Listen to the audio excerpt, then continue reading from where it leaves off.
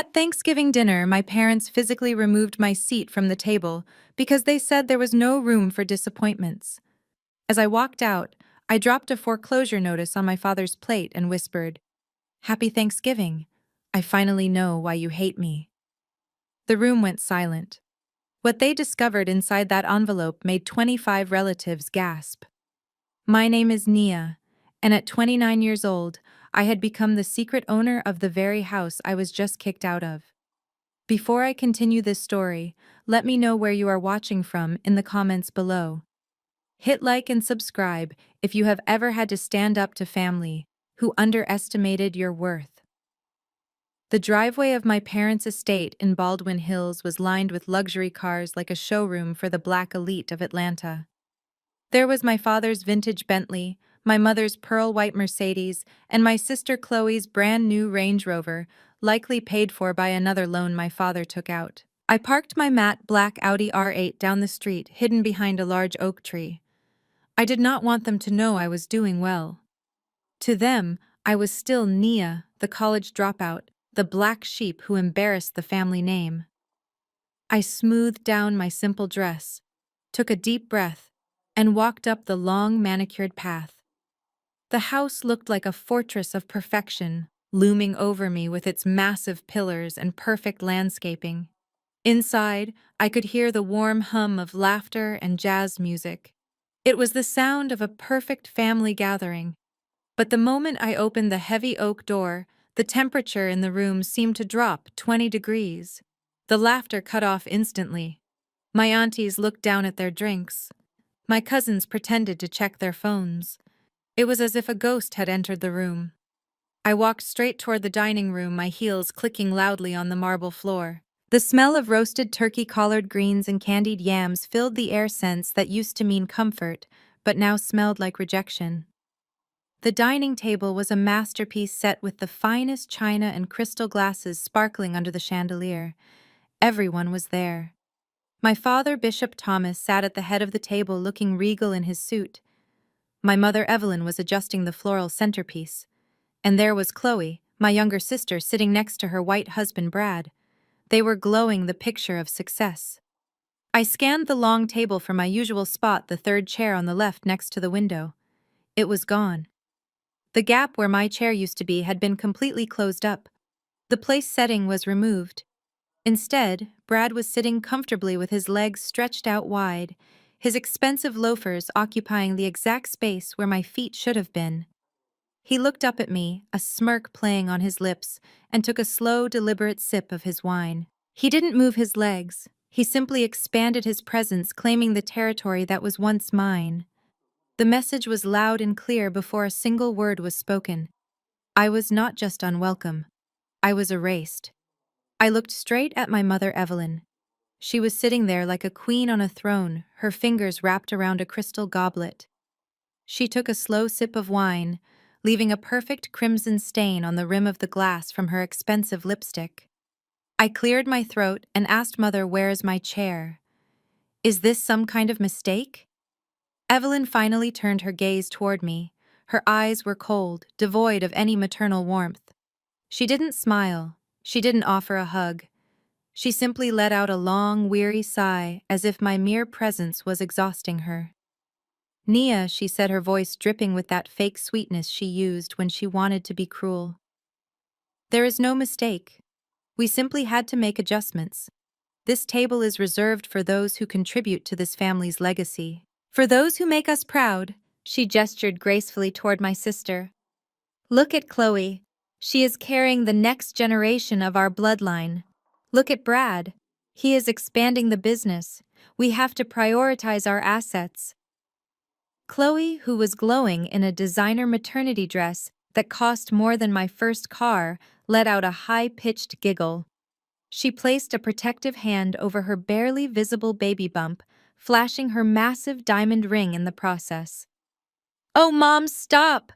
Chloe said, her voice thick with false sympathy, while her eyes danced with malice. "Don't be so harsh. Nia can't help it if she's still figuring things out. Maybe she can sit in the den. The game is on, right?"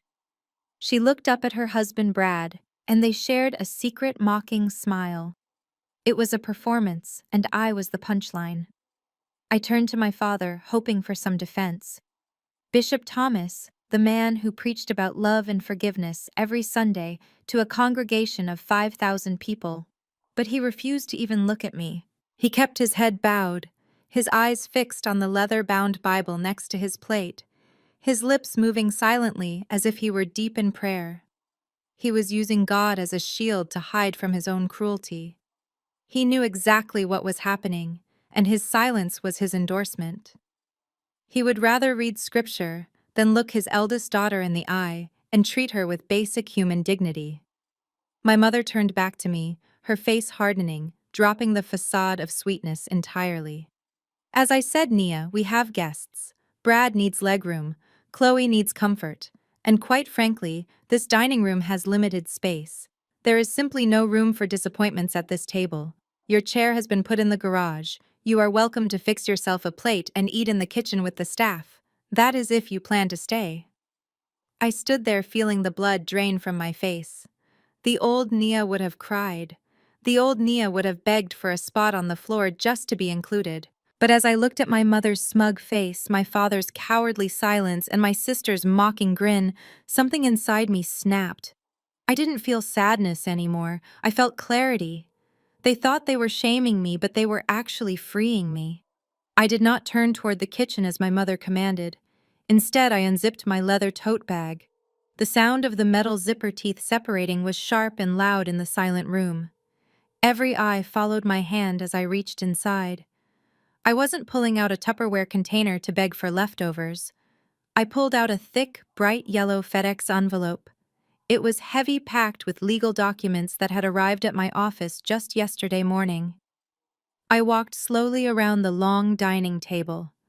I passed Brad, who shifted uncomfortably in his seat, pulling his legs back as if he suddenly realized he was trespassing.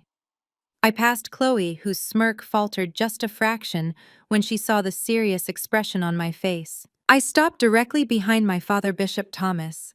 He was still staring at his Bible, refusing to acknowledge the daughter standing over his shoulder.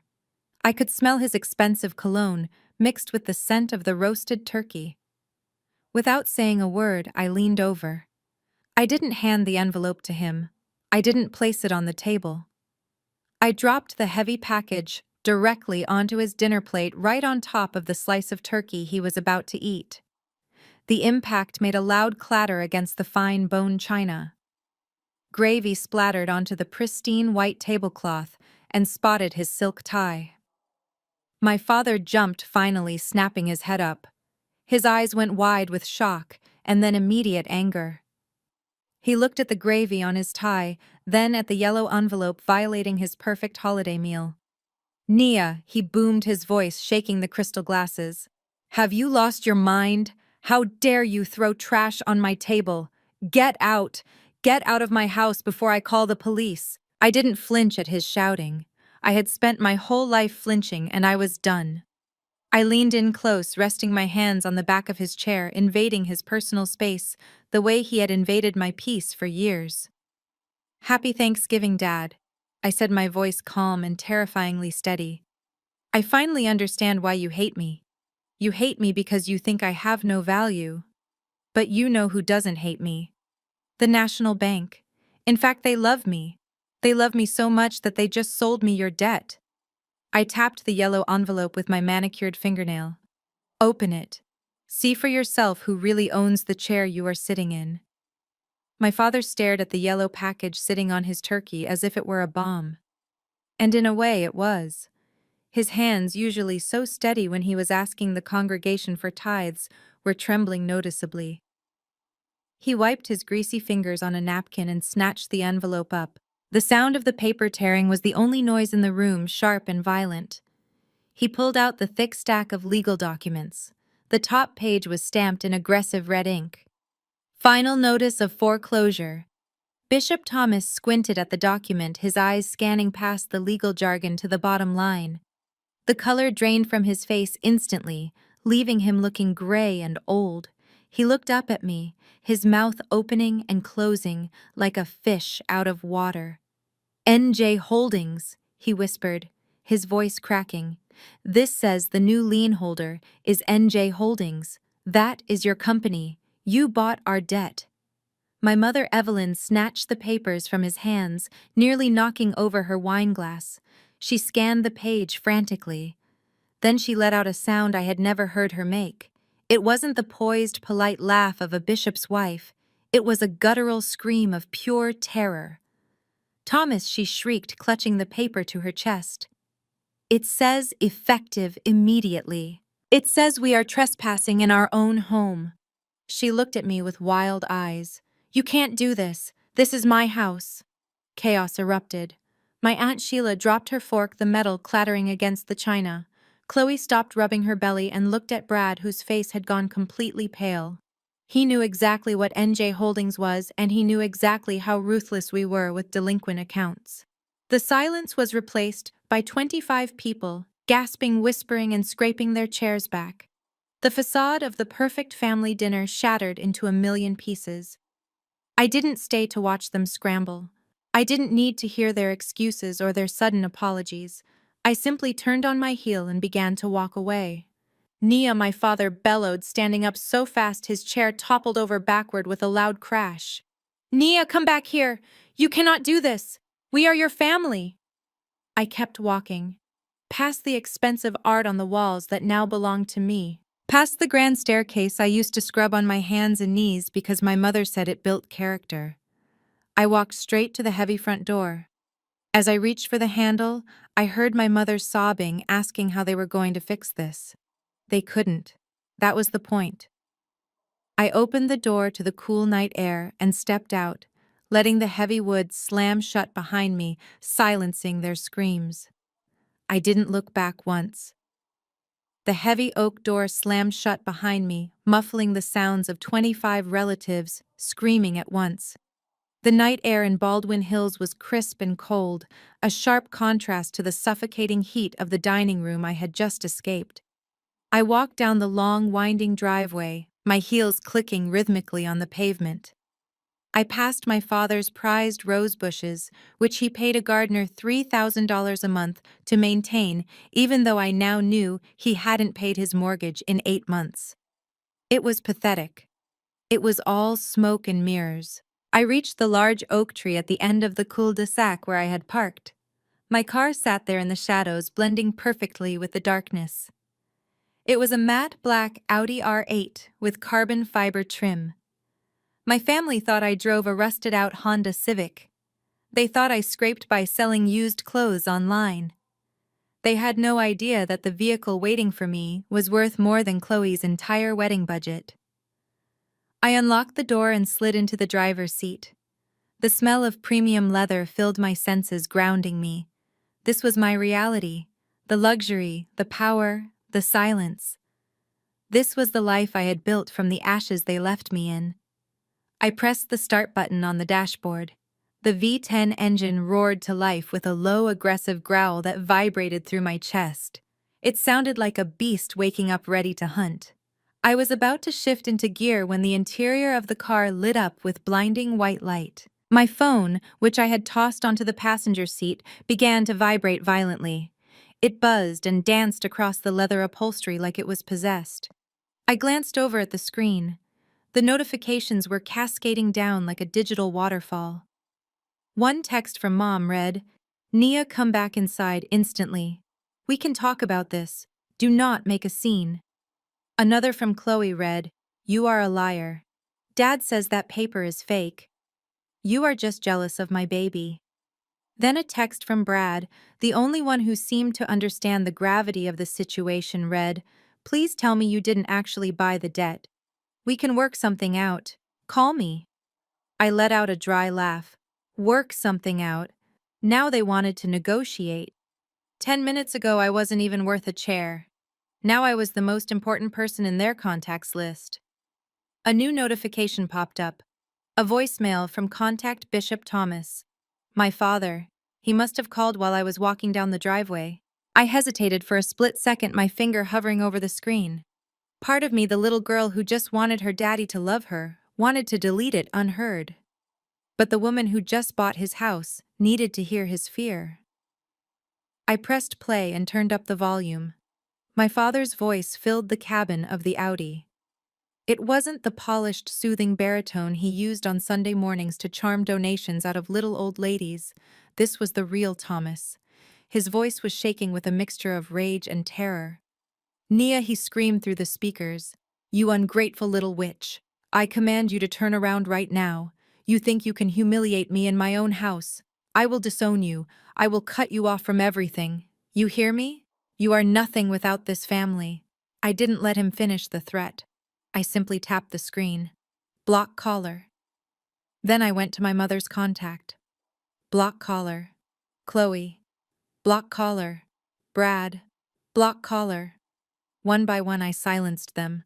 The cabin returned to a peaceful quiet, save for the low hum of the engine. I shifted the car into drive and pulled away from the curb. I checked the rearview mirror one last time.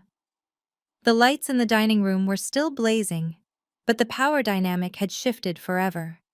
I wasn't the disappointment anymore. I was the landlord. And rent was due. 30 minutes later, the matte black Audi slid into the private underground garage of the Skyline Tower. This was not just an apartment building in downtown Atlanta. It was a vertical fortress of steel and glass where NBA players and tech moguls hid from the world. I scanned my biometric pass and drove into my reserved spot next to a McLaren and a vintage Porsche. I took the private elevator straight up to the 45th floor. As the heavy steel doors slid open, the silence of my sanctuary welcomed me. The floor-to-ceiling windows offered a panoramic view of the city lights below a glittering ocean of ambition that I had conquered. My parents thought I lived in a studio apartment above a laundromat on the bad side of town. They thought I struggled to pay my electric bill. They had absolutely no idea that I owned this entire floor. I walked across the Italian marble floors that were cool against my feet and headed straight for the master suite. It was time to shed the costume. I kicked off the scuffed flats I wore specifically to visit my parents.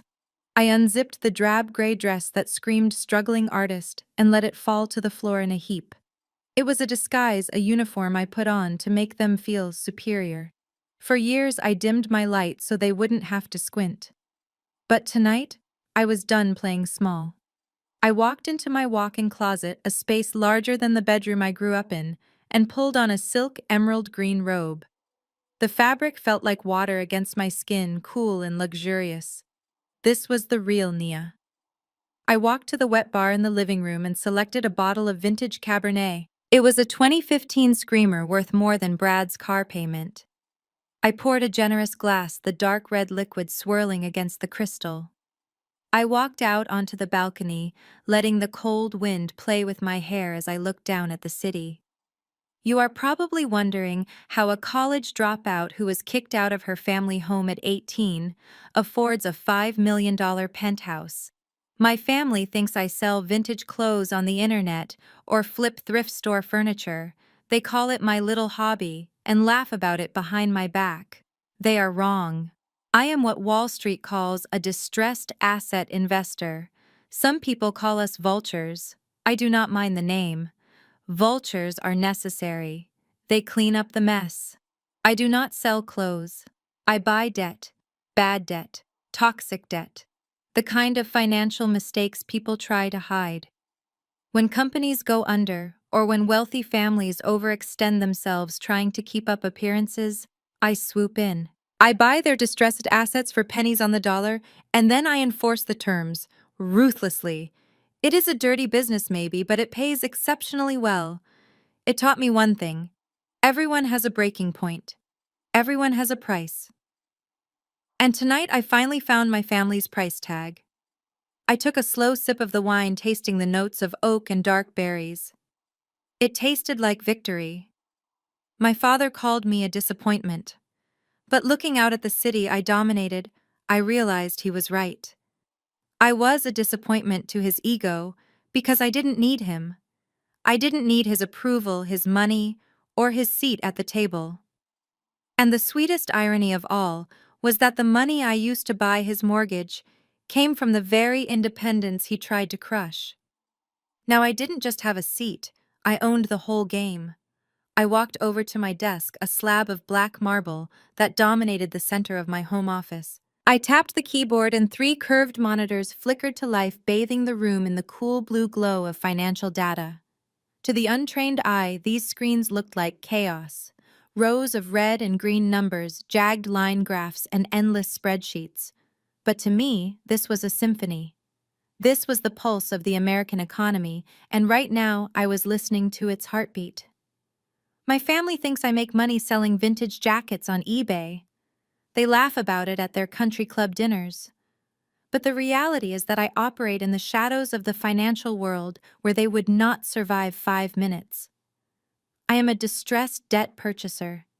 In simple terms, when a bank gives up on collecting a loan because the borrower is too difficult or the legal fees are too high, they sell that debt to someone like me for pennies on the dollar.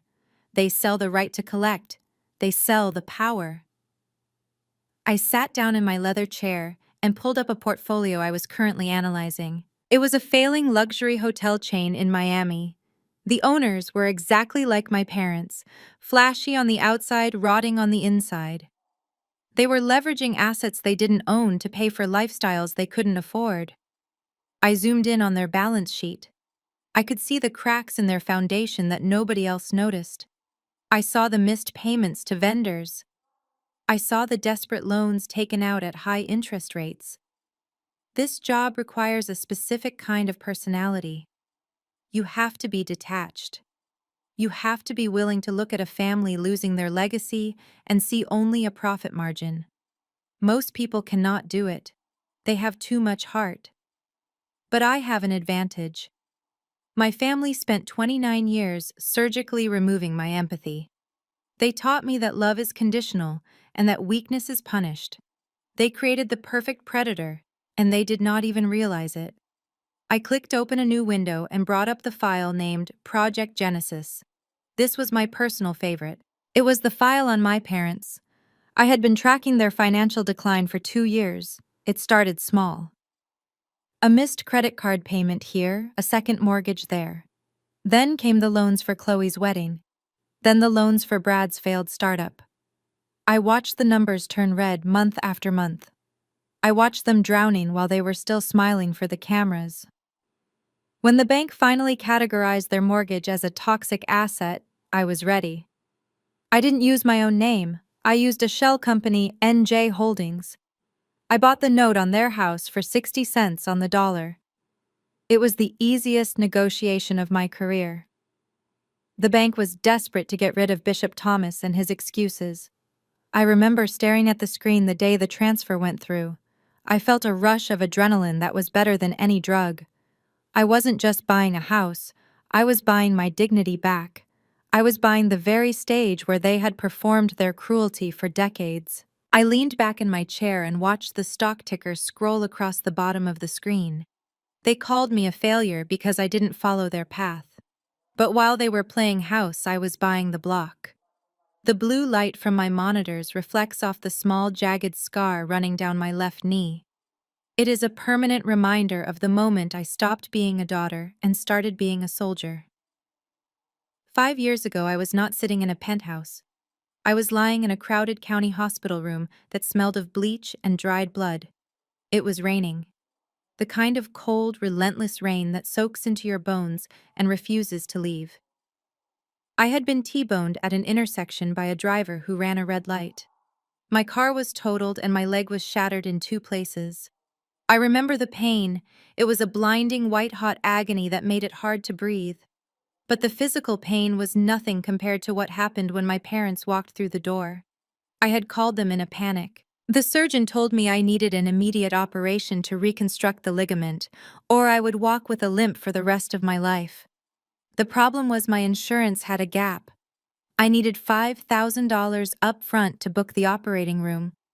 I was 24 years old, working double shifts as a waitress and paying off student loans. I had $300 to my name. When Bishop Thomas and Evelyn walked in, I felt a surge of relief. I thought they were there to save me. My mother was wearing a vintage mink coat that I knew cost at least $12,000. My father had on his custom Italian loafers. They looked like royalty visiting a peasant. They didn't hug me. They didn't kiss my forehead. My father stood at the foot of the bed and looked at my x-rays with a frown. $5,000 is a lot of money, Nia, my mother said, her voice sharp and annoyed. She checked her diamond watch as if my tragedy was making her late for a hair appointment. I begged them. I told them about the surgery. I told them I wouldn't be able to stand for my waitress shifts without it. I told them I was scared. My father sighed the deep, heavy sigh of a man burdened by an inconvenient pet. We simply cannot do it right now, Nia, he said. Our liquidity is tied up. We just put a down payment on a new Mercedes C-Class for Chloe. She is starting her internship at the law firm next month, and she needs a reliable vehicle that reflects the family status.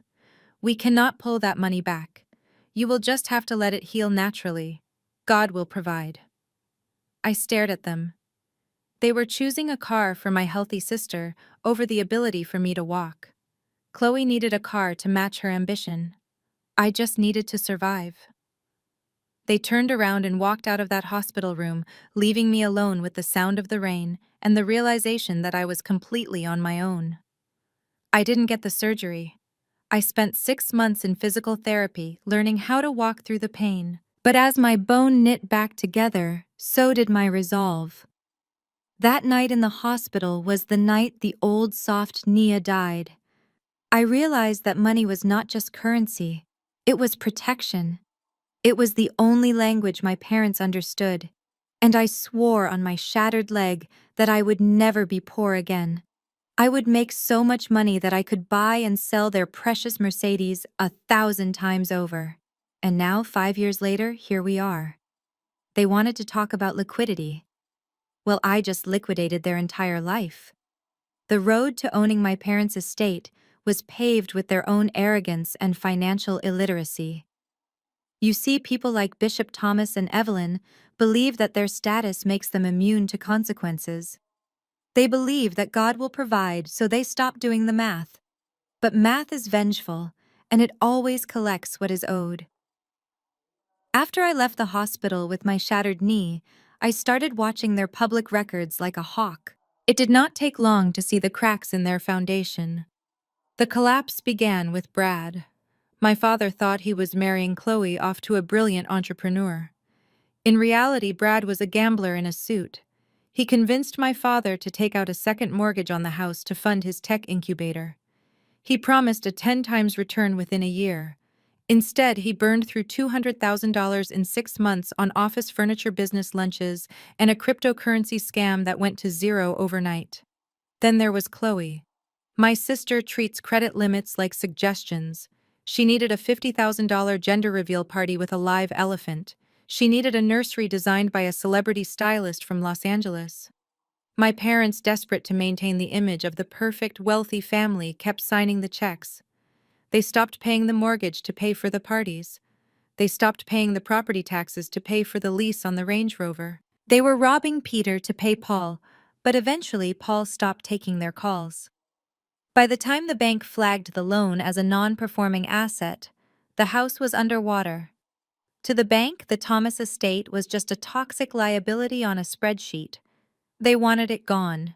They were preparing to bundle it and sell it off to a collection agency. That is when I made my move. I didn't walk in as Naya the daughter. I walked in as NJ Holdings, a faceless private equity firm with liquidity. I remember the meeting with the bank vice president. He looked tired. He told me the homeowners were difficult and delusional. I told him I specialized in difficult. I offered to buy the debt for 40 cents on the dollar. A massive discount. In a normal market, he would have laughed me out of the room. But this was a bad debt that had been dragging down his quarterly numbers. He didn't even negotiate.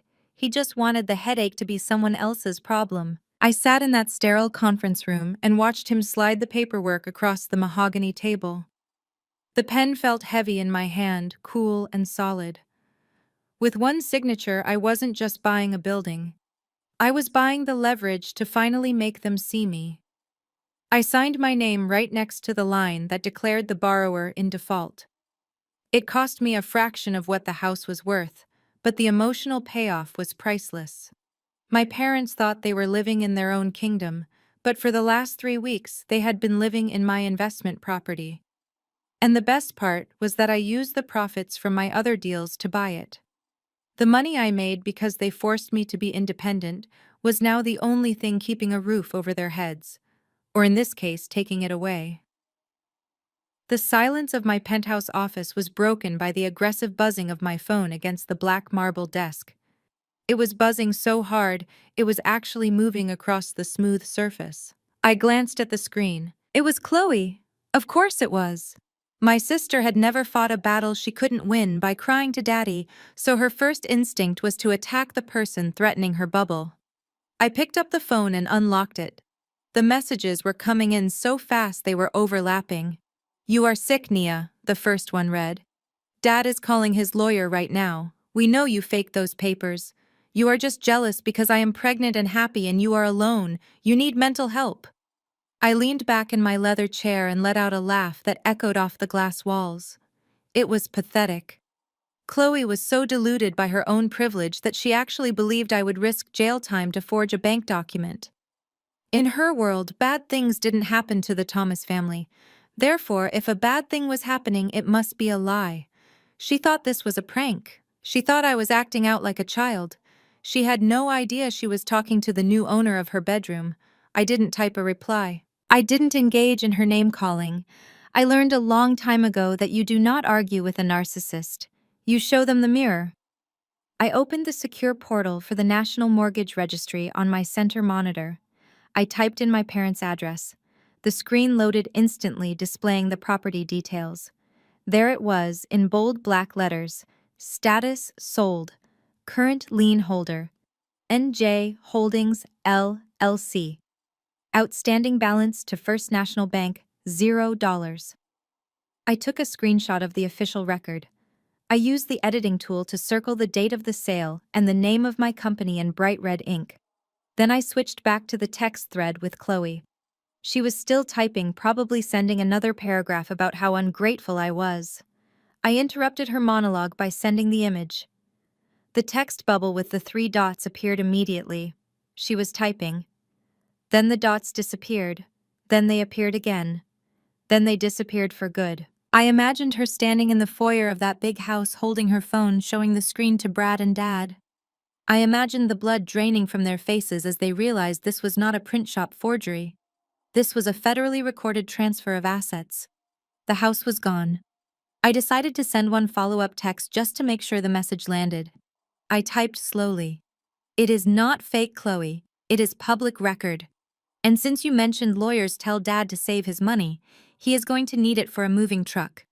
By the way, since NJ Holdings now owns the property, I will be sending over a lease agreement tomorrow morning. Rent is $8,000 a month plus a security deposit. I suggest you start packing." I hit send and watched the message turn from delivered to read. She didn't reply. Finally, silence. The next morning, I sat in the corner office of Julian Vance, the only man in Atlanta I trusted with my life and my money.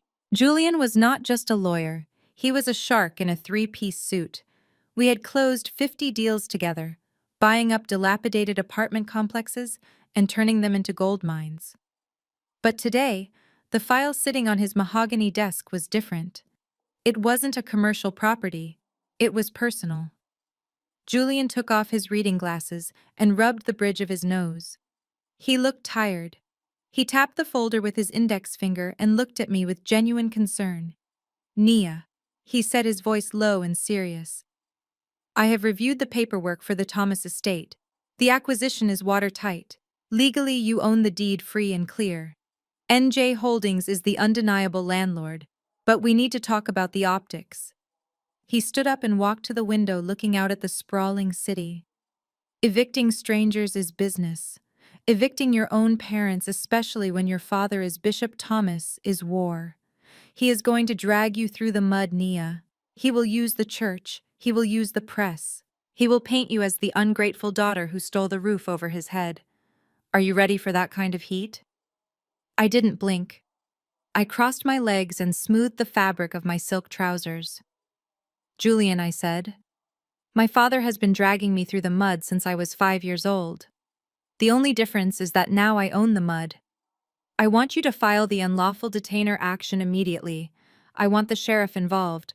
I want the official notice posted on the front door where all the neighbors can see it. Julian turned back to face me. He leaned against his desk, crossing his arms. We could offer them a settlement, Nia. We could give them 30 days to vacate quietly. We could offer them a small cash for keys deal to avoid the embarrassment. It would be faster and it would keep your name out of the tabloids. I shook my head slowly.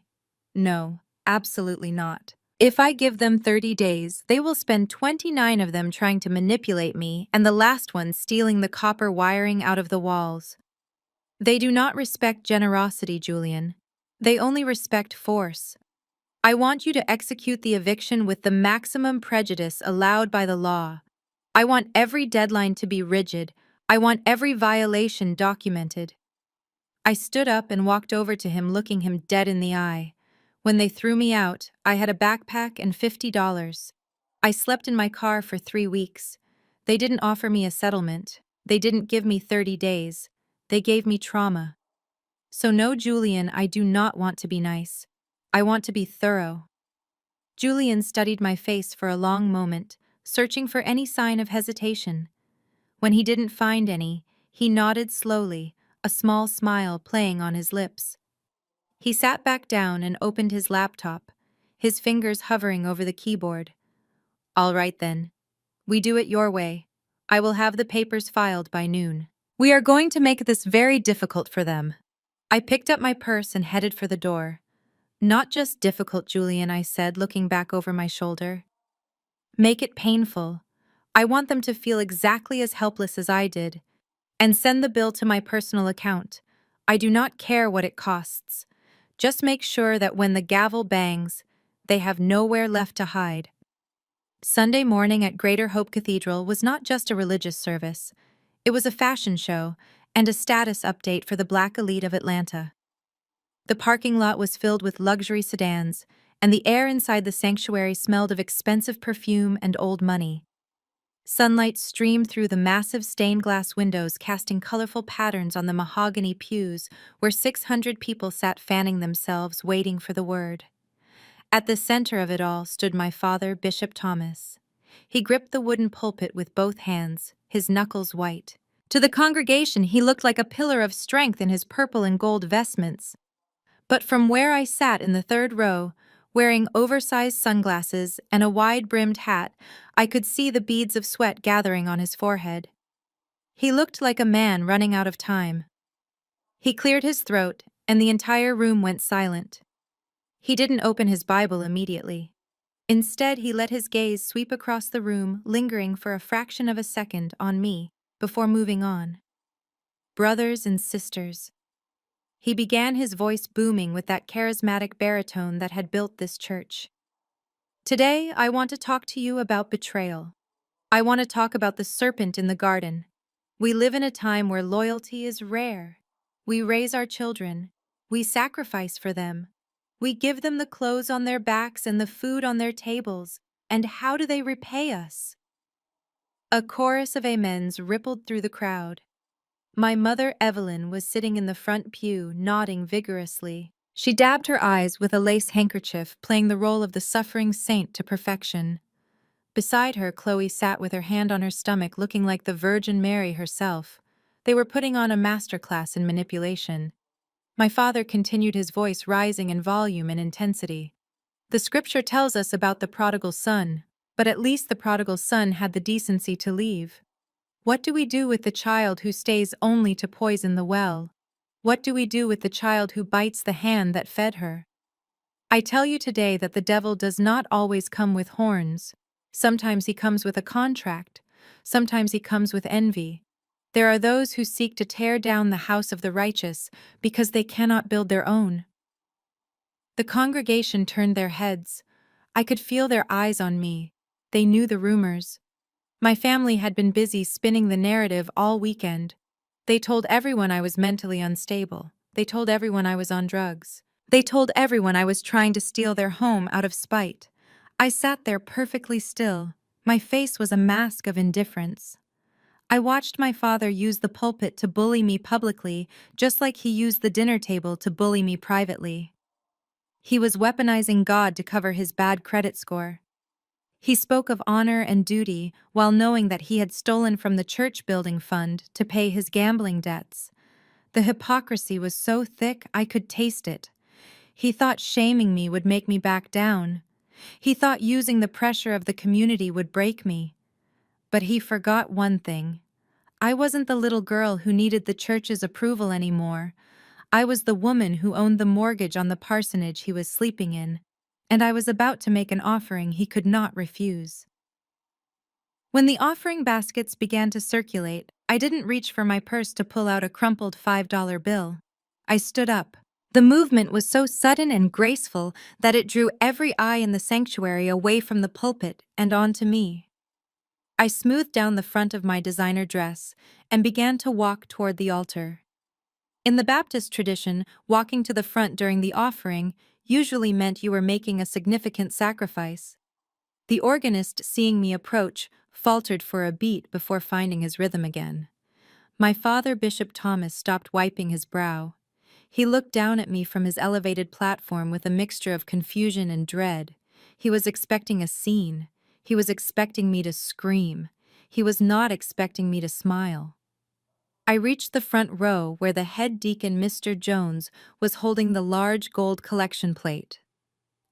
Deacon Jones was a good man, but he was also the man constantly stressing about the church's finances. I knew for a fact that the cathedral roof had a leak that was destroying the drywall in the choir loft because I had seen the repair estimates on my father's desk before I evicted him. Estimates he ignored to pay for his gambling debts. I reached into my clutch and pulled out a check. It wasn't folded. It was crisp and flat. I held it between my index and middle finger like a playing card. I stepped up to Deacon Jones and dropped the check into the plate. It fluttered down in slow motion, landing face up on top of a pile of small bills. The silence in the room was deafening. I leaned in close to the microphone on the stand next to the deacon, just close enough that my whisper carried through the sound system. For the roof repair. Deacon, I said, my voice smooth as silk. I know how much my father hates a broken home. Deacon Jones looked down at the check. His eyes bulged behind his thick glasses. He picked it up, his hands trembling. He looked at the number, $50,000. He looked at the signature. Nia Thomas. Then he looked at my father. Glory to God! Deacon Jones shouted, his voice cracking with genuine emotion. The Lord has provided. We can fix the roof. Hallelujah. The congregation erupted. They didn't know the backstory. They only knew that the bishop's daughter, the so-called prodigal son, had just saved the building. People jumped to their feet, clapping and praising God. My mother sat in the front row, her mouth opening and closing like a fish. She couldn't criticize me now.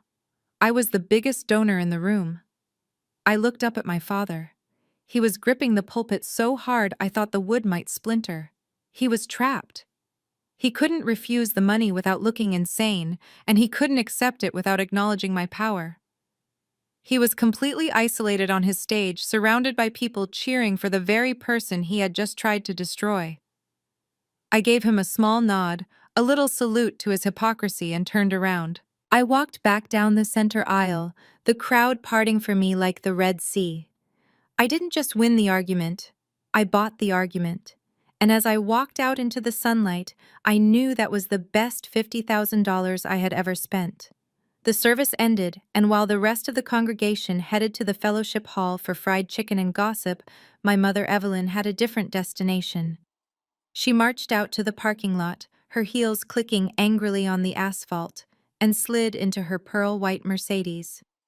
She didn't go home to comfort my father. She punched an address into her GPS. It was the address of the crumbling apartment complex on the south side where I had lived when I was 22. The last address she had for me. The place she assumed I was still rotting in. She drove out of the manicured suburbs and into the city, the scenery changing from green lawns to concrete and graffiti. I can only imagine what was going through her mind. She was probably rehearsing her speech. She was going to catch me. She was convinced that the $50,000 check was fake, or worse, that it was stolen money. She wanted to find me in a squalid little room surrounded by illegal drugs or a criminal boyfriend so she could drag me back to the bishop and say, "Look, Thomas, I told you she was no good. She needed me to be a failure so she could remain the saint." She pulled up to the curb of the darker complex, a place where the streetlights didn't work and the sidewalks were cracked. A group of young men sitting on the stoop stared at her luxury car with predatory interest. Evelyn locked her doors and hurried toward apartment 4B, clutching her designer purse to her chest like a shield. She climbed the graffiti-stained stairs, holding her breath against the smell of stale cigarettes and damp carpet. When she reached the door, she didn't knock politely. She pounded on the peeling wood with her fist. "Nia, open this door right now. I know you are in there." The door swung open, but it wasn't me standing there. It was a large man with tattoos covering his neck and a pit bull standing by his leg. He looked down at my mother, his face twisted in annoyance. "Who are you and why are you banging on my door, lady?" My mother took a step back, her confidence faltering. "I am looking for my daughter, Nia Thomas. She lives here. Tell her to come out." The man laughed, a rough barking sound. "Nia. The girl who used to live here. Lady, you are way off. Nia hasn't lived here in 3 years. She moved uptown." My mother froze. 3 years. But that is impossible. She works at a thrift store. She can't afford to move. The man shook his head, preparing to close the door. "Look, I don't know what to tell you. When she moved out, she had movers, professional ones, and she was driving a better car than the one you parked outside. Now get off my porch before I call the cops." The door slammed shut in her face. Evelyn stood there in the dim hallway, the silence pressing in on her. For the first time, fear began to replace her anger. If I wasn't living in poverty, where was I? If I wasn't struggling, how did I get the money? She walked slowly back to her car, her legs feeling heavy.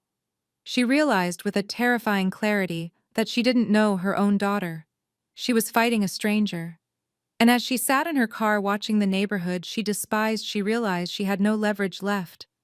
The narrative she had built about poor, helpless Nia was a lie. And if that was a lie, what else about her perfect life was about to crumble? My phone lit up on the black marble desk, vibrating against the cold stone. The screen displayed a photo of my mother Evelyn wearing her Sunday church hat and a fake smile. I swiped accept and put it on speaker, leaning back in my ergonomic leather chair with a glass of sparkling water in my hand. On the other end, the connection crackled with the sound of city traffic and heavy panicked breathing. Evelyn didn't say hello. She launched straight into an interrogation, her voice shrill enough to shatter glass. "I am standing outside that rat-hole apartment complex on 4th Street, she hissed. "That man said you moved. He said you have money. He said you had professional movers. Tell me the truth right now, Nia. Who are you sleeping with?" I laughed. It was a genuine dark laugh that bubbled up from my chest. Of course. In Evelyn's world, a black woman could not possibly make millions through intellect, strategy, or hard work. It had to be sin. It had to be dirty. If I had money, it meant I had sold my soul or my body. "I am not sleeping with anyone, Mother," I replied calmly, watching the stock ticker scroll across my computer screen. "I am sleeping in a penthouse that I own." It is amazing what you can afford when you are not funding Brad's gambling addiction or Chloe's designer handbag collection. "Do not lie to me," she screamed. I could hear the desperation clawing at her throat. "You dropped $50,000 in the collection plate like it was pocket change. You bought our mortgage note. Where did it come from? Is it drugs? Are you laundering money for a gang? I swear to God, Nia, if the police come to my door looking for you, I will hand you over myself. I will not let you drag this family down with your criminal lifestyle just because you wanted a shortcut to wealth." She was projecting so hard it was almost impressive. She was the one living in a house bought with predatory loans and unpaid bills. Yet in her mind, I was the criminal. She would rather believe I was a drug dealer than accept I was a success. "You really have a low opinion of me, don't you?" I asked, my voice dropping an octave to a professional chilly tone. "You think the only way I could be worth more than you is if I broke the law. But here is the reality, Evelyn. I am a businesswoman. And as a businesswoman, I audit my assets. Right now, I am looking at the utility bills for the property at 15 Oak Creek Drive. My property. Don't change the subject, she yelled. I want to know who gave you that check. I am not changing the subject, I said, staring at the overdue notice on my monitor. I am giving you a courtesy notification. Since the utility account is now legally in my name as the property owner, and I noticed the gas bill hasn't been paid in 3 months, I decided to mitigate my risk. I called the gas company 5 minutes ago and canceled the service. I wouldn't want to be liable for a leak in a house occupied by squatters. What her voice went from angry to terrified in a split second. You can't do that. I have a standing rib roast in the oven. The deacons are coming for Sunday dinner in 2 hours. You cannot cut the gas, Nia. It is 40 degrees outside. Well, I said, taking a cool sip of my water. I hope they like sushi, because that stove is going to be cold in about 15 minutes. Maybe you can ask Chloe to breathe on the food to warm it up. She is full of hot air, isn't she? Nia, you are evil, she shrieked. You are the devil. No, Mother, I said, reaching for the button to end the call. I am just fiscally responsible. Have a blessed Sunday.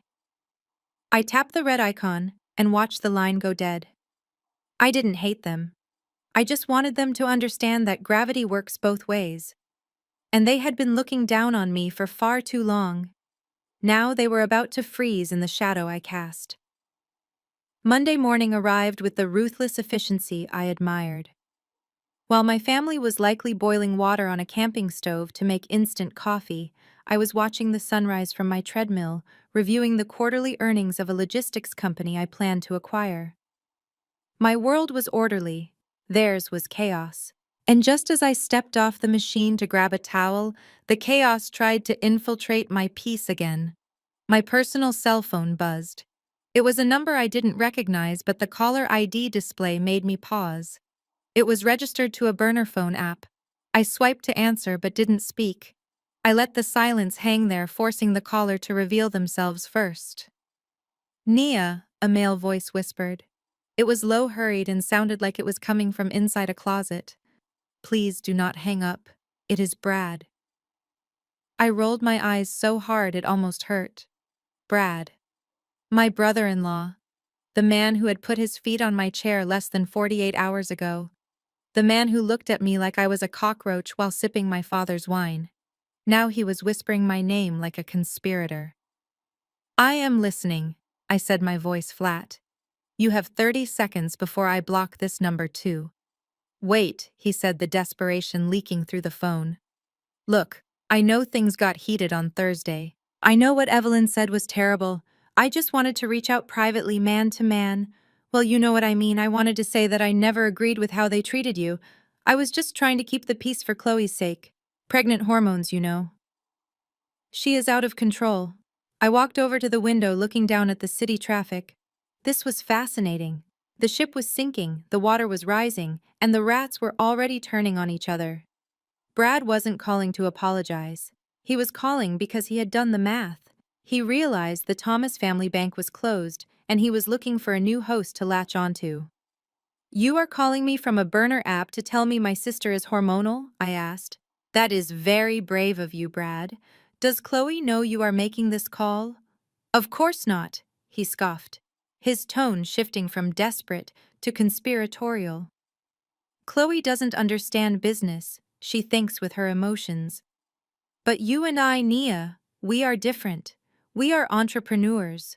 I did some research on NJ Holdings over the weekend. I am impressed. Seriously. You have built an empire. And it got me thinking. You need someone on the inside. Someone who can help manage the transition with your parents. Someone reasonable.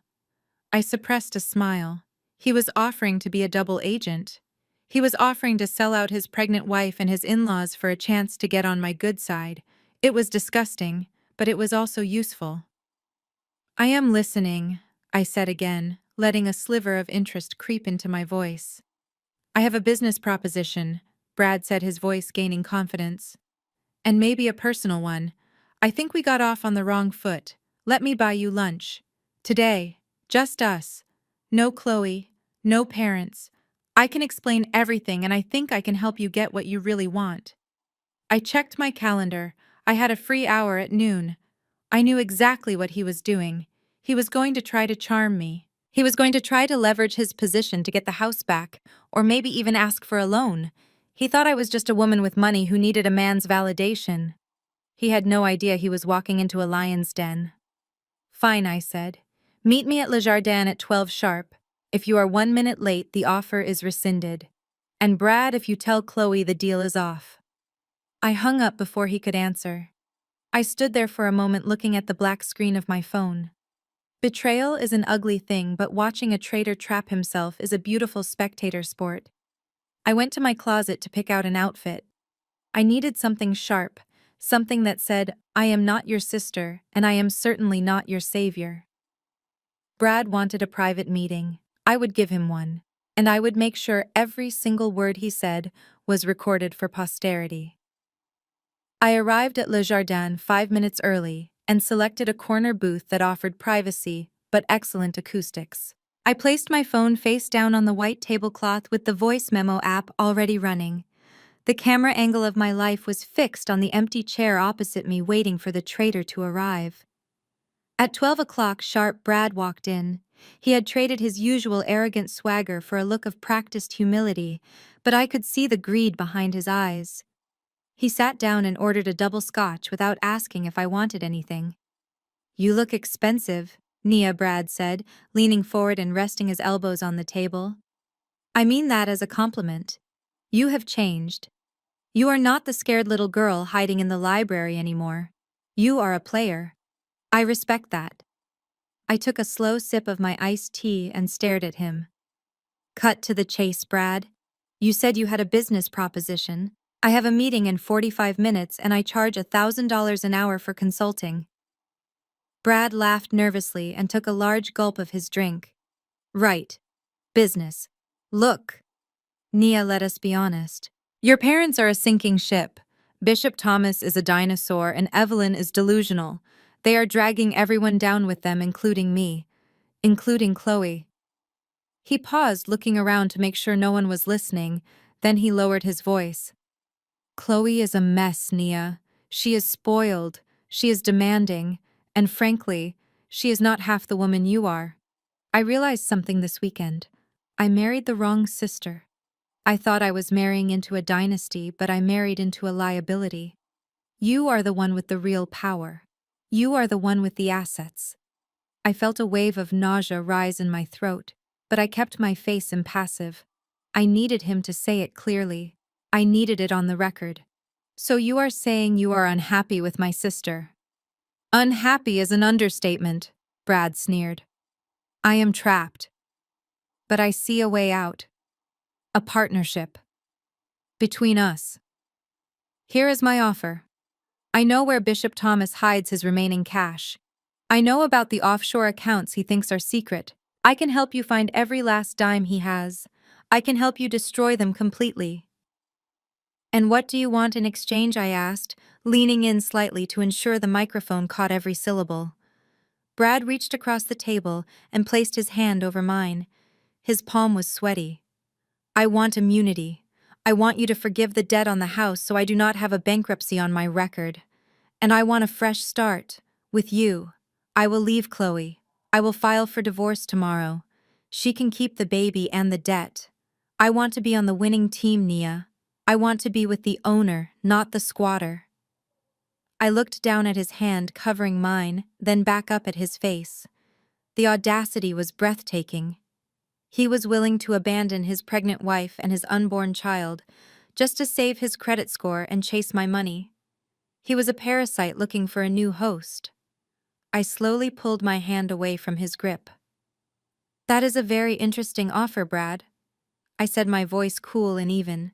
You would really leave your pregnant wife for me just because I hold the mortgage? In a heartbeat, Brad said with zero hesitation, just say the word. I picked up my phone and stopped the recording. I smiled a genuine sharp smile that didn't reach my eyes. Thank you, Brad. That was exactly what I needed to hear. I stood up and threw a $20 bill on the table. Enjoy your scotch. I have to go prepare for a foreclosure. And Brad, you might want to call a divorce lawyer anyway. Because when Chloe hears this recording, she is going to eat you alive. I walked out of the restaurant, leaving him sitting there with his mouth open, realizing too late that he hadn't been negotiating a deal. He had been digging his own grave. The sun had set over Atlanta, leaving the sky a bruised purple and black. Inside my penthouse, the lights were dim and the jazz was soft. But across town at 15 Oak Creek Drive, the chandeliers were blazing. My monitors showed a spike in energy usage. They were running the dryer, the dishwasher, the jacuzzi tub, and every television in the house. They were living as if nothing had changed. They were ignoring the lease agreement I had emailed. They were ignoring the eviction notice posted on the door. They thought if they just kept pretending to be rich, the reality of their poverty would politely go away. I picked up my tablet and opened the smart home control app. One of the upgrades my father had insisted on installing last year was a fully integrated home automation system. He wanted to be able to control the climate and lighting from his phone to impress his golf buddies. The irony was that when I bought the deed, I also bought the administrator rights to the system. I was now the master user. They were just guests. Unwanted, non-paying guests. I took a sip of wine and tapped the icon labeled Main Breaker. On the screen, the status changed from on to off. In my mind, I could see exactly what was happening. 1 second, the house was a beacon of warmth and light. The next second, it was a tomb. The sudden darkness would be absolute. No streetlights reached that far back on the property. I watched the real-time data feed. The energy consumption dropped to zero instantly. The jacuzzi pump stopped. The sub-zero refrigerator hummed into silence. The heating system, which was fighting the 40-degree chill outside, groaned and died. My phone rang almost immediately. It was my mother. I declined the call. Then my father called. Declined. Then Chloe. Declined. They were probably stumbling around in the dark, banging their shins on the expensive furniture they hadn't paid for. I could imagine the panic. My mother was terrified of the dark, a fear she never grew out of. My father was likely cursing, trying to find a flashlight that actually had batteries. But the worst part for them wouldn't be the darkness. It would be the silence. Without the hum of the HVAC, without the noise of the TV, without the distraction of their devices which would soon run out of battery, they would have to sit in the quiet. They would have to sit in the cold and listen to each other breathe. I sent a single group text to all of them. Rent was due yesterday. Since no payment was received and no lease was signed, all non-essential services have been suspended. The security system is also disabled. I suggest you lock the doors manually. Sleep tight. I set my phone down. This wasn't just about punishment. It was about physics. Friction generates heat. Pressure bursts pipes. I was applying pressure. I was stripping away every layer of comfort until they were naked and shivering. They wanted to live in a house they didn't own. Fine. They could live in it.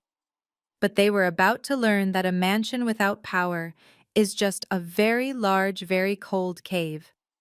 And in the dark, the monsters you are hiding from tend to come out. The next morning, the peace of my office was shattered not by a phone call, but by an urgent notification from my publicist. It simply said, "Do not look at Instagram." Naturally, I opened the app immediately. What I saw made my blood run cold, not out of fear, but out of sheer amazement at the audacity. Chloe was live. The viewer count was climbing past 10,000. She was sitting in the living room of the mansion, wrapped in a thick wool blanket. The room was pitch black save for a single flickering candle she had placed strategically near her face to catch the reflection of her tears. It was a masterclass in lighting and stagecraft. She looked frail. She looked terrified. She looked like a refugee in her own home. "Hey guys," she whispered into the camera, her voice trembling with a practiced vulnerability. "I know I haven't posted in a while. I didn't want to bring this negativity here, but we are scared. Last night my sister Nia cut off our power. She bought our house out from under us, and now she is trying to freeze us out. I am 6 months pregnant, and I am sitting here in the dark, shivering, because my sister cares more about money than she cares about her own family. She wiped a perfectly timed tear away and sniffled loudly. It is just so hard, you know. We tried to love her. We tried to help her.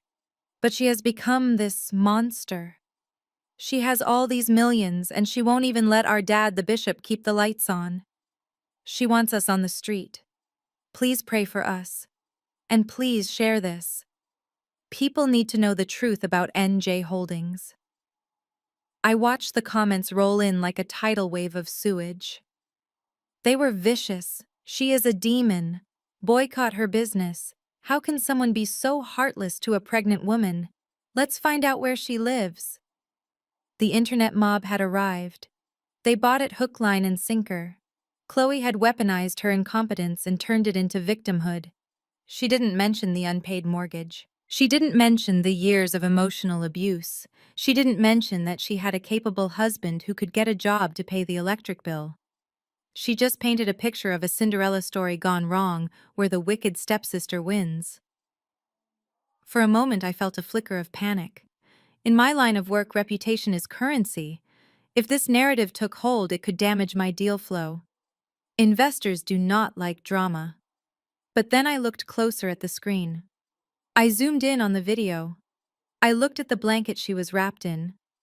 It was Hermes, a $2,000 cashmere blanket, and the candle she was burning to signify her poverty was a diptyque scent that cost $80. Even in her performance of destitution, she couldn't help but be expensive. I didn't report the video. I didn't comment to defend myself.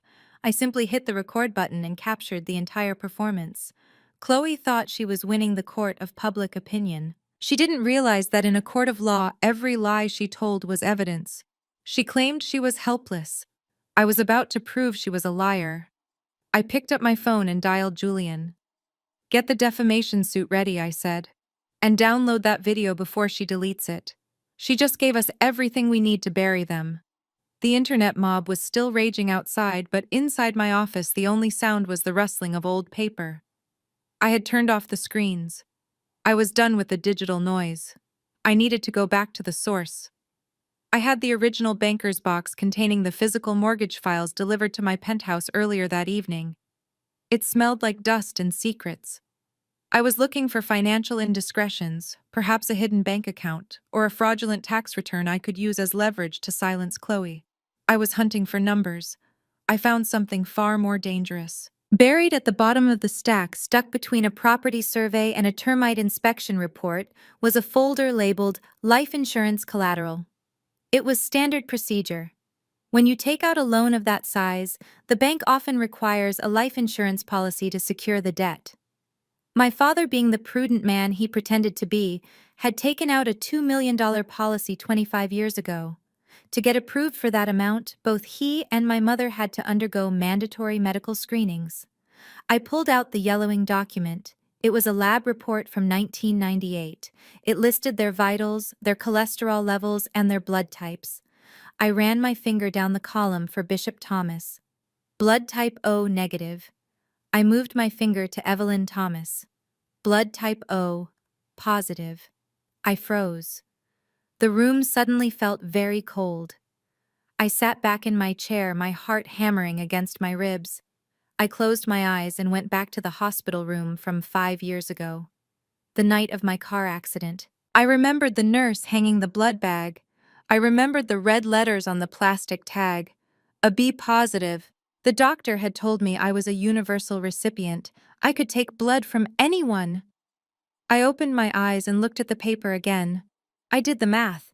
It was high school biology. Punnett squares. If my father was type O and my mother was type O, they carried only recessive genes. They could only produce a child with type O blood. It was genetically impossible for two type O parents to produce a type A/B child. It wasn't just unlikely. It was impossible. I stood up and walked to the window, the city lights blurring before my eyes. For 29 years, I had wondered why I was the black sheep. I wondered why I was darker than Chloe. why I was taller, why my hair texture was different, why they looked at me with disgust while they looked at Chloe with adoration. I always thought it was just favoritism. I thought I just wasn't good enough. But it wasn't about behavior, it was about biology. The realization hit me with the force of a physical blow. I wasn't just the disappointment of the family. I wasn't part of the family at all. Or if I was, one of them was lying. One of them had a secret so big it had poisoned my entire existence. I looked back at the document on my desk. It wasn't just a medical record anymore. It was a confession. I wasn't a Thomas, and that meant the people I had been trying to please, the people I was now destroying, were strangers. The game had just changed completely. I wasn't fighting my parents, I was fighting my kidnappers. I sat in the corner booth of a dimly lit diner on the outskirts of the city, far away from the prying eyes of the congregation and the gossip circles of the country club. Across from me sat Marcus, a private investigator, who had helped me vet potential business partners for years. He was the best in the business because he didn't ask moral questions. He only asked for the check. Today, however, the look on his face wasn't professional detachment. It was confusion. I slid the yellowing life insurance document across the Formica table. Marcus picked it up, his eyes scanning the data columns. He looked at the parents' blood types. Then he looked at the recent lab report I had printed from my own physical last month. O positive and O negative, Marcus muttered, rubbing his chin. And you are a B. He looked up at me, his voice low. Nia, you know the science. This is impossible. Biologically, these two people cannot produce a child with your blood type. It is genetically 0% probable. I nodded, sipping my black coffee. I know. That is why I am here. For 29 years, they treated me like I was a curse. They treated Chloe like she was the second coming of Christ. I always thought it was because they just didn't like me. But now I think it is because they knew I wasn't theirs. Or, I paused, leaning in closer. Or that document is a lie. Marcus raised an eyebrow. What do you mean? My father is a con artist, Marcus. I said, my voice trembling with suppressed rage. He lies about his income. He lies about his taxes. He lies about his faith. Why wouldn't he lie about his medical history to get a better insurance rate? Maybe that paper is fake. Maybe I am his biological daughter and he has been gaslighting me my whole life to make me feel like an outsider so I wouldn't ask for my share of the estate. I reached into my purse and pulled out a small sealed plastic bag. Inside was a silver hairbrush. I took this from Chloe's bathroom vanity before I locked the house, I said.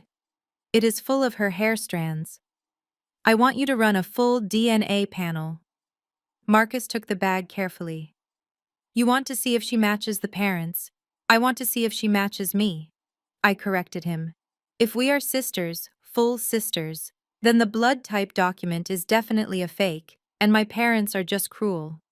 But if we don't match, if I am not related to her and she matches them, then I was stolen, or adopted, or bought.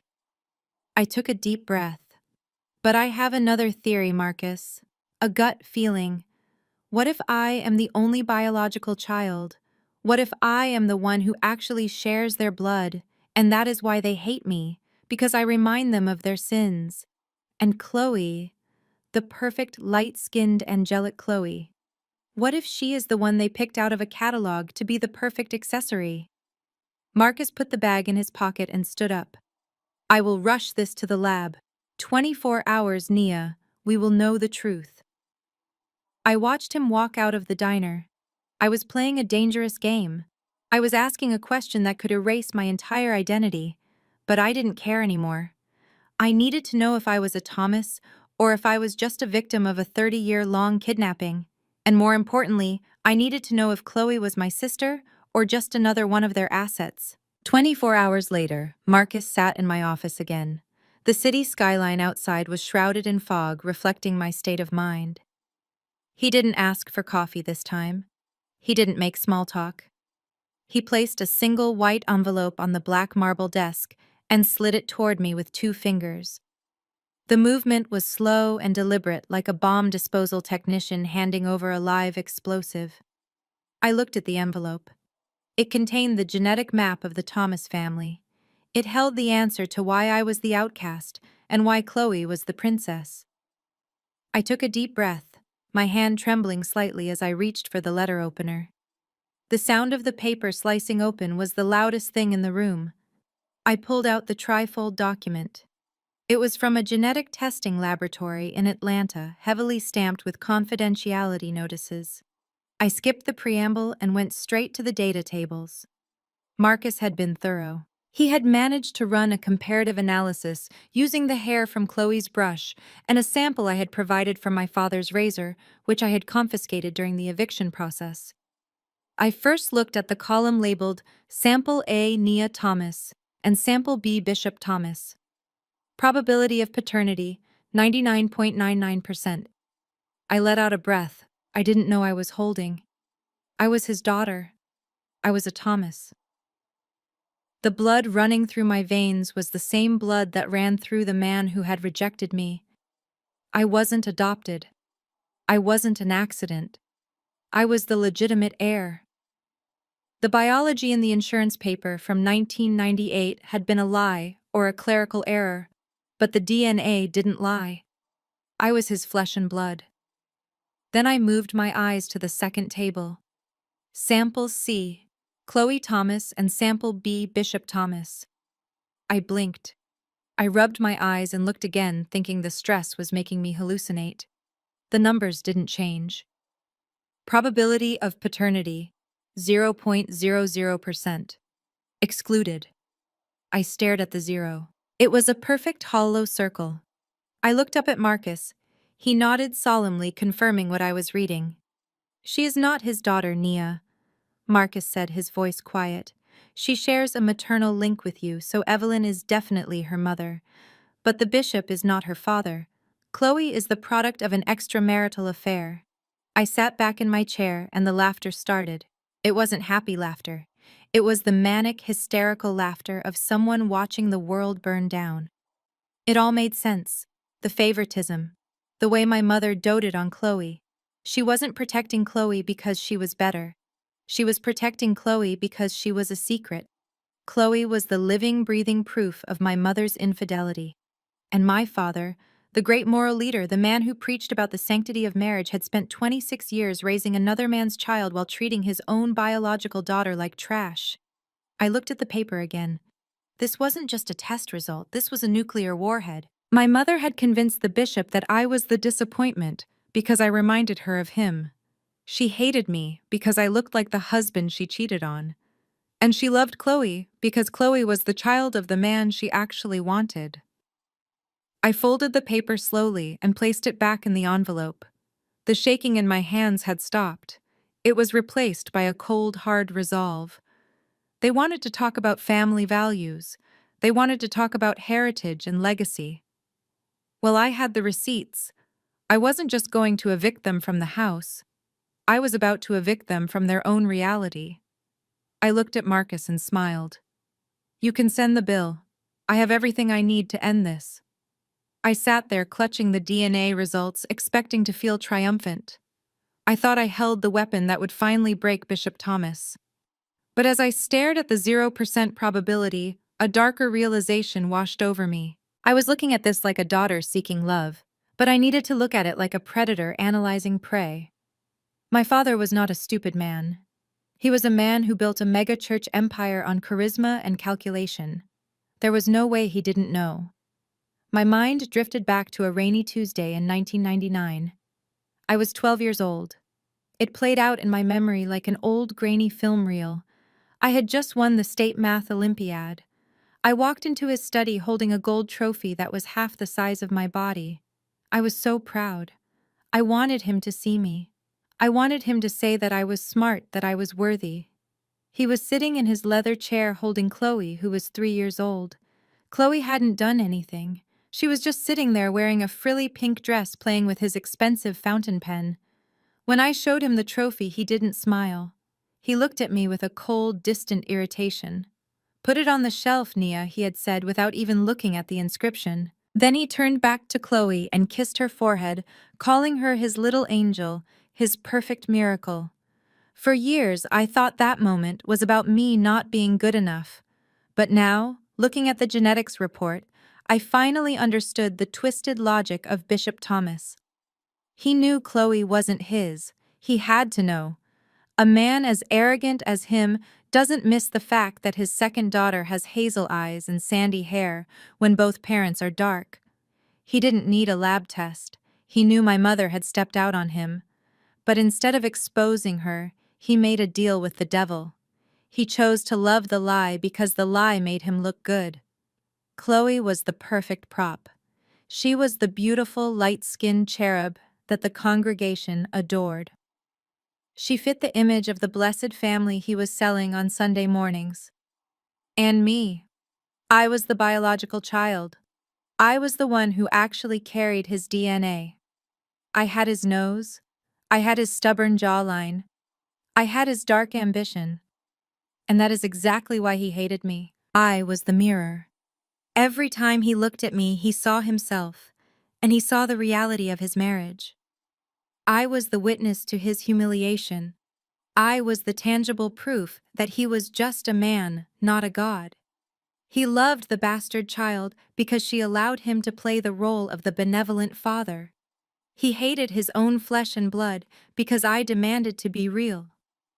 He wasn't a victim of my mother's affair. He was an accomplice. He traded his dignity for a pretty family portrait.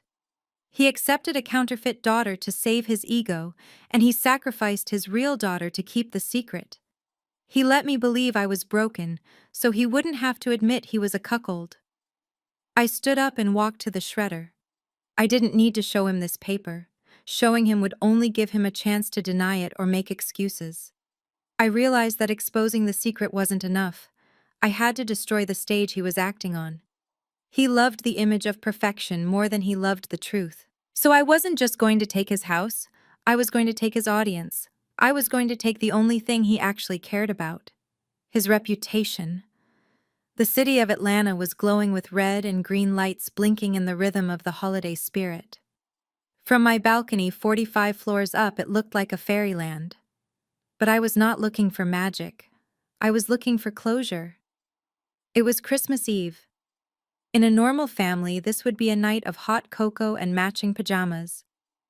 But the Thomas family did not do normal.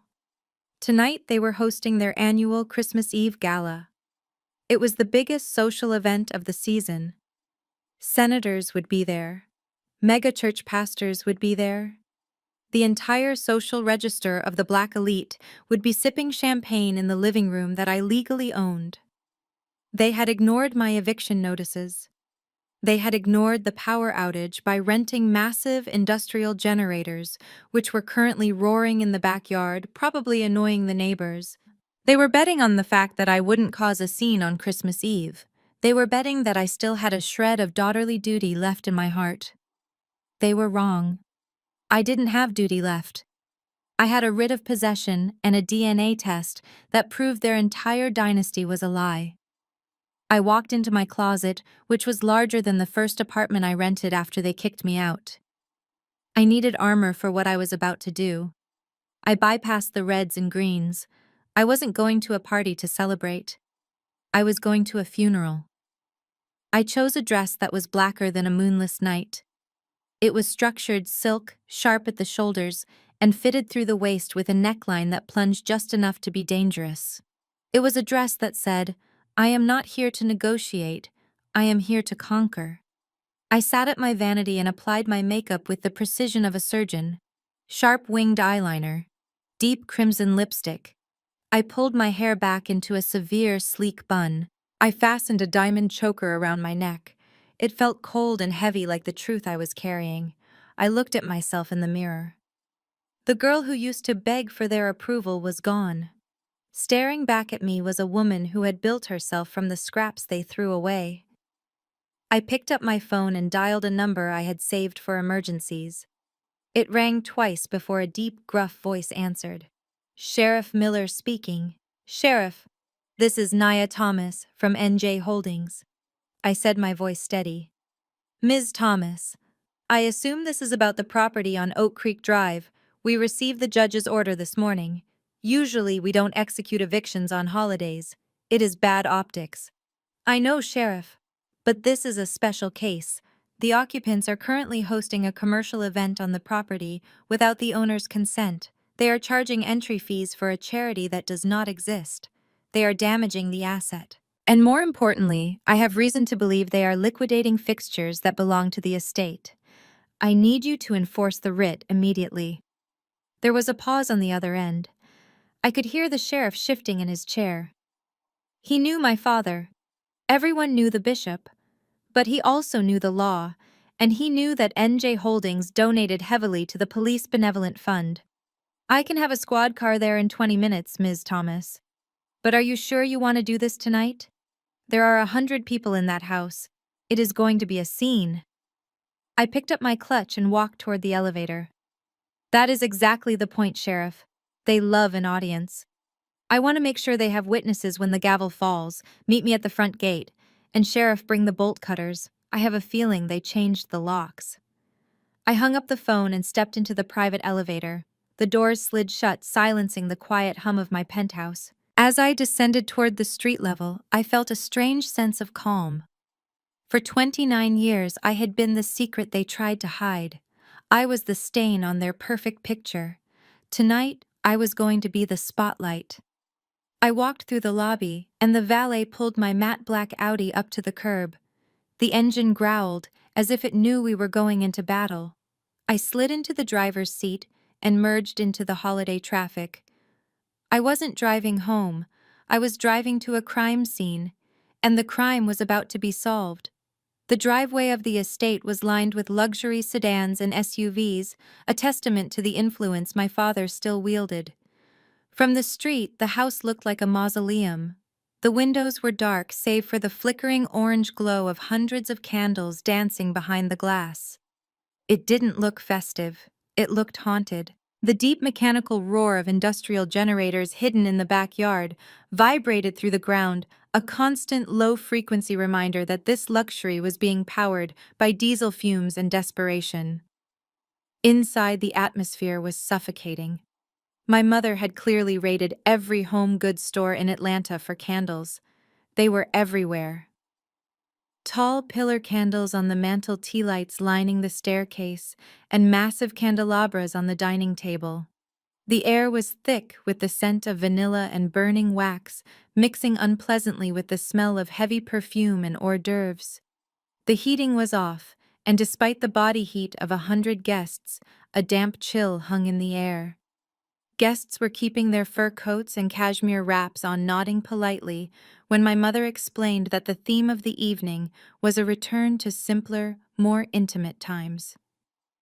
Bishop Thomas stood by the fireplace, the only source of real warmth in the room. He held a crystal glass of sparkling cider, his face illuminated by the firelight.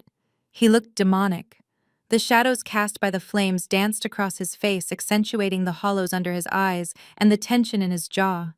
He was working the room with manic energy. He laughed too loudly. He slapped backs too hard. He was telling a senator that the dim lighting was a choice, a way to focus on the spiritual light of Christmas, rather than the artificial light of the world. It was a brilliant lie delivered with the conviction of a man who had been deceiving his flock for decades. Chloe was holding court on the velvet sofa, wrapped in a white mink stole that probably cost more than the generators. She was playing the role of the fragile, blessed mother-to-be. She touched her stomach constantly, accepting the coos and compliments of the church ladies. In the dim light, you couldn't see the fear in her eyes. You couldn't see the way her hand trembled when she reached for her water glass. She was smiling, but her eyes were darting toward the front door, every few minutes, terrifyingly aware that the peace was fragile. She knew I wasn't done. She knew the power outage was just the opening move. Brad was the only one who wasn't acting well. He was standing near the bar, downing scotch as if it were water. He was sweating despite the cold room. Every time the generator sputtered or the lights flickered, he flinched. He knew what a foreclosure actually meant. He knew that the sheriff didn't take holidays.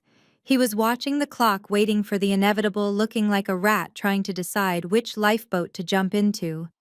The guests, for their part, were starting to whisper.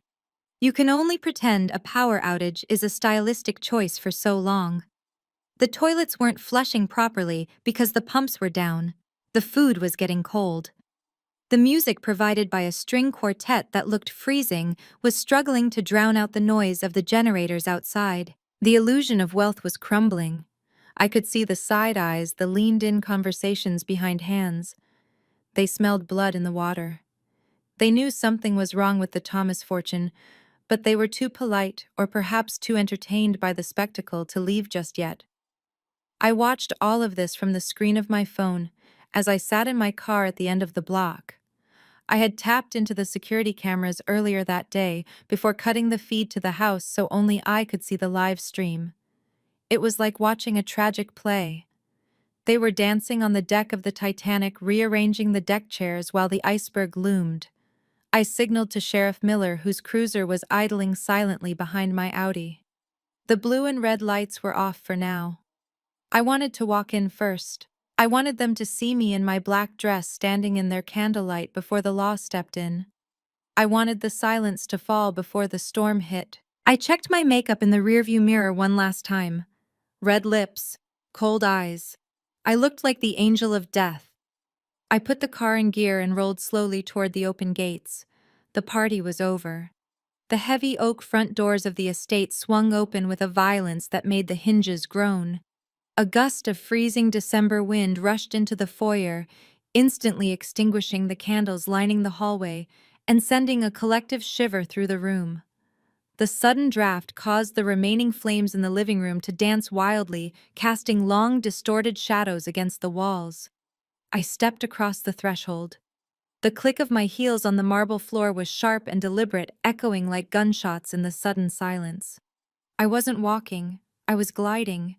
My black silk dress caught the flickering light, making me look like a phantom that had materialized from the darkness. I kept my chin high, looking down at the crowd even though we were on the same level. The energy in the room shifted instantly. The air was sucked out of the space, replaced by a heavy, suffocating tension. Behind me, the illusion of a cozy family gathering was shattered by the arrival of reality. Sheriff Miller stepped into the light, his uniform crisp and intimidating, his hand resting casually near his belt. Flanking him were 6 large movers in gray industrial coveralls. They weren't carrying trays of champagne or hors d'oeuvres. They were carrying stacks of flattened cardboard boxes and rolls of aggressive brown packing tape. The string quartet stopped playing mid-measure. The cellist froze his bow, hovering over the strings, creating an awkward, unfinished silence. The conversation died instantly. 100 heads turned toward the door, 100 pairs of eyes widened in shock. The senators, the pastors, and the socialites stared at the armed officer and the moving crew standing in the foyer of the bishop's home on Christmas Eve. My father, Bishop Thomas, stood by the fireplace, his glass of cider frozen halfway to his mouth. For the first time in his life, he was speechless. His charismatic mask slipped, revealing the terrified old man underneath. My mother, Evelyn, clutched her pearl necklace so tightly I thought the string might snap. She looked from me to the sheriff and back to me, her eyes bulging with panic. She knew. In that split second, she knew exactly what was happening. I didn't scream. I didn't shout. I didn't need to. I walked to the center of the room, the crowd parting for me like the Red Sea. I stopped in front of the grand staircase and turned to face the guests. "Good evening, everyone," I said, my voice calm and projecting clearly to the back of the room. "I apologize for the interruption to your festivities. However, there seems to be a misunderstanding regarding the venue. This property has been foreclosed upon and is currently under the jurisdiction of the sheriff's department." A collective gasp went through the room. The whisper network ignited instantly. I continued, my voice turning colder. "The former owners are currently trespassing. I am afraid I have to ask you all to vacate the premises immediately. The locks are being changed in 10 minutes. I turned my gaze to my father. He looked like he had been punched in the gut. I smiled a small, tight smile that didn't reach my eyes. "Merry Christmas, Bishop. I brought you some boxes. You might want to start with the china." I hear it breaks easily. Sheriff Miller did not shout, but his voice carried the weight of absolute authority cutting through the murmurs of the stunned crowd. He unrolled a document stamped with the official seal of the county and held it up to the flickering light of the candelabras. By order of the Superior Court of Fulton County regarding the property at 15 Oak Creek Drive, judgment has been entered in favor of the plaintiff, N.J. Holdings, LLC. The current occupants are hereby ordered to vacate the premises immediately.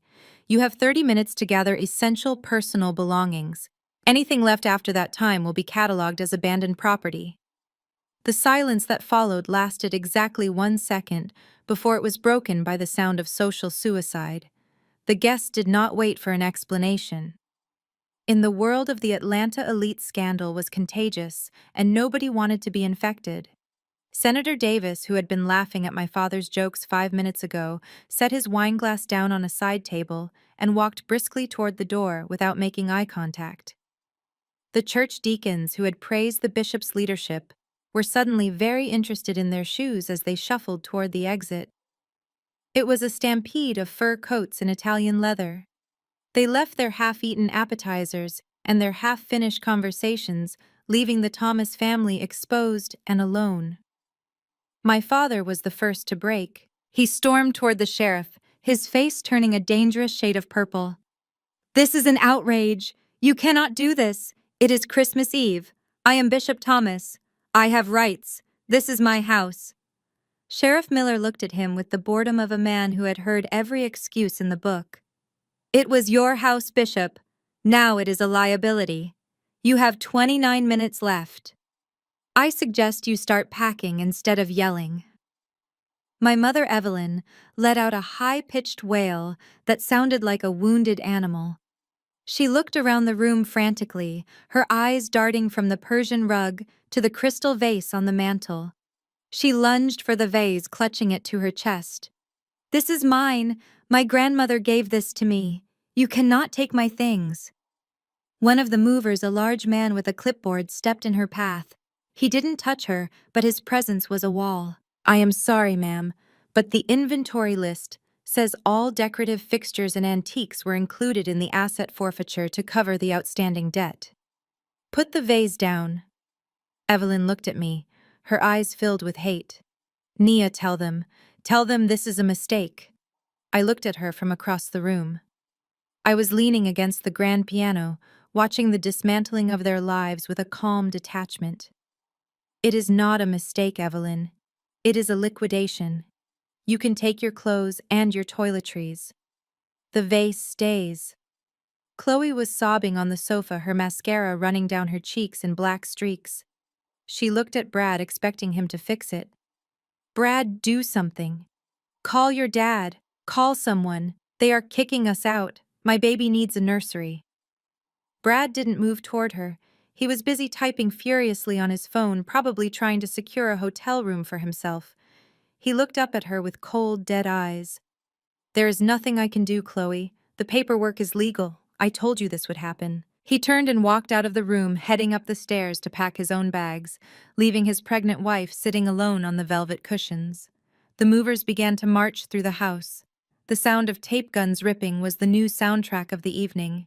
They moved with efficient brutality, clearing tables and stacking boxes. I watched my father crumble. He stood in the center of the foyer, watching his congregation flee and his possessions being seized. He looked small. Without the pulpit, without the house, without the audience, he was just an old man with bad credit and a dark secret. Sheriff Miller checked his watch and looked at me. 25 minutes, Ms. Thomas. Do you want us to escort them out physically when the time is up?" I looked at my family scrambling in the candlelight like rats on a sinking ship. "No, Sheriff. Let them walk out on their own. I want them to remember the feeling of leaving through the front door with nothing but the clothes on their backs. It is a lesson they should have learned a long time ago." I turned and walked into the kitchen to pour myself a glass of water. The show was over. The cleanup had begun. The chaos of the eviction was in full swing. My parents were frantically shoving silver picture frames and jewelry boxes into plastic garbage bags. They looked like looters in their own home. But amidst the noise of crumbling legacies, I noticed Brad near the hallway console. He was not packing for Chloe. He was not helping his pregnant wife. He was quietly stuffing his own golf trophies and a box of expensive cigars into a duffel bag. He looked like a rat preparing to swim away from the wreckage. Chloe sat on the edge of the ottoman, her face buried in her hands. She was broken. She had lost her home, her status, and her dignity in the span of 30 minutes. But she still believed she had one thing left. She still believed she had a husband who loved her. She still believed in the fairy tale of her marriage. I looked at her and felt a strange, cold pity. It is cruel to let someone live a lie even if the truth destroys them. I decided to grant her one final mercy. I decided to open her eyes. I pulled my phone out of my clutch. The house was still connected to the central audio system. The backup generator was keeping the Wi-Fi and the smart home features alive, just enough for me to execute this final command. I opened the voice memo app. I selected the file named Le Jardin Lunch. I tapped the AirPlay icon and selected Living Room Main Speakers. A high-pitched digital chime echoed through the high ceilings, signaling that a device had connected. The movers paused. My parents stopped stuffing bags. Brad froze his hand hovering over his bag. He looked at the speakers mounted in the corners of the room, and then he looked at me. His eyes went wide with a primal terror. He knew. I hit play. Brad's voice amplified and crystal clear boomed through the room. It was conversational, casual, and utterly devastating. "You look expensive, Nia. I mean that as a compliment." Chloe lifted her head. She looked confused. She looked at Brad. He was shaking his head, mouthing the word no over and over again. The recording continued, filling the cold room with his betrayal. I realized something this weekend. I married the wrong sister. I thought I was marrying into a dynasty, but I married into a liability. Chloe is a mess, Nia. She is spoiled, she is demanding, and frankly, she is not half the woman you are. The silence in the room was absolute. Even the movers stood still, awkward witnesses to a domestic execution. Chloe stood up slowly. Her face was pale, drained of all blood. She wasn't looking at the speakers anymore. She was staring at Brad with a look of pure, unadulterated horror. The voice on the recording laughed. "I want a fresh start. With you. I will leave Chloe. I will file for divorce tomorrow. She can keep the baby and the debt. I want to be on the winning team." I hit pause. The echo of his words seemed to hang in the air like toxic smoke. She can keep the baby and the debt. Brad lunged forward, his hands up in a pathetic gesture of defense. "Chloe, baby, listen to me. That is not real. It is a deep fake. You know what AI can do these days. She made it up. She is trying to tear us apart. You know I love you." He reached for her arm. It was a mistake. Chloe didn't scream. She didn't cry. The shock had bypassed her sadness and tapped directly into a vein of rage she didn't know she possessed. She swung her arm with the full force of her humiliation. The sound of her palm connecting with Brad's cheek was sickeningly loud. It was a crack that sounded like a bone breaking. Brad stumbled back, clutching his face. The imprint of her hand was already turning red on his skin. "You wanted to leave," Chloe whispered, her voice trembling not with fear, but with fury. "You wanted to leave me with the debt. You wanted to leave your child." Brad stammered, looking around the room for an ally, but there were none. My father looked disgusted. My mother looked away. "Get out!" Chloe screamed. The sound tore through her throat. "Get out of my sight! You are trash! You are worse than her!" She pointed a shaking finger at the door. Brad looked at me one last time, his eyes filled with hatred. I just smiled and raised my glass of water in a mock toast. He grabbed his duffel bag and ran out the front door, disappearing into the cold night without looking back. Chloe collapsed back onto the ottoman, sobbing uncontrollably. The fairy tale was dead. The prince was a frog, the castle was foreclosed, and the wicked sister had the keys. I walked over to the console and disconnected my phone. The silence returned heavy and final. I had stripped them of everything. Their house, their money, their reputation, and now their love. The dismantling was complete. The front door was still open, allowing the winter wind to swirl around the foyer, but the temperature inside the room dropped another 10 degrees when the flashing blue lights of the police cruisers suddenly intensified. Through the open doorway, we could see more vehicles pulling into the driveway. These were not moving trucks. They were marked units. Bishop Thomas was trying to salvage what was left of his dignity. He adjusted his suit jacket and glared at the sheriff. "Fine," he spat. "You have made your point. We are leaving. I will call my lawyers in the morning and we will sue NJ Holdings for wrongful eviction." "Come on, Evelyn. Come on, Chloe. We are going to a hotel." He took a step toward the door, expecting the sheriff to step aside. Sheriff Miller did not move. Instead, he placed a heavy hand on the center of my father's chest and pushed him back. "You are not going to a hotel, Bishop. You are going to the precinct." My father laughed a nervous, incredulous sound. "Excuse me. Am I under arrest for trespassing? This is absurd. I am leaving." "It is not for trespassing," Sheriff Miller said, his voice void of any respect. He reached into his belt and pulled out a pair of steel handcuffs. The metal glinted in the harsh light of the movers' flashlights. "We have a warrant for your arrest issued by the district attorney's office. The charges are grand larceny, wire fraud, and 18 counts of embezzlement." My mother Evelyn let out a strangled gasp. "Embezzlement. That is a lie. My husband is a man of God." I stepped forward holding a thick file folder. I didn't look at my mother. I looked directly at my father. "You really should have been more careful with the church building fund, Dad. You thought nobody was watching the books because you fired the accountant last year. But you forgot that when I bought the mortgage, I also bought the right to audit the previous owner's liquidity sources. I hired a forensic accountant 3 weeks ago." I opened the file and held up a spreadsheet. It was color-coded. It showed transfers from the Greater Hope Cathedral charity account directly into Bishop Thomas's personal offshore holding in the Cayman Islands. $3 million, I said calmly. "You stole $3 million from the people who sit in your pews every Sunday. You took the widow's mite and used it to pay for your gambling debts and your mistress's silence. You didn't just fail to fix the roof. You stole the roof." My father's face went gray. He opened his mouth to deny it, but the fight had left him. He knew I had the bank routing numbers. He knew I had the emails. Just then, the front door opened again. 2 deputies marched in, dragging a struggling figure between them. It was Brad.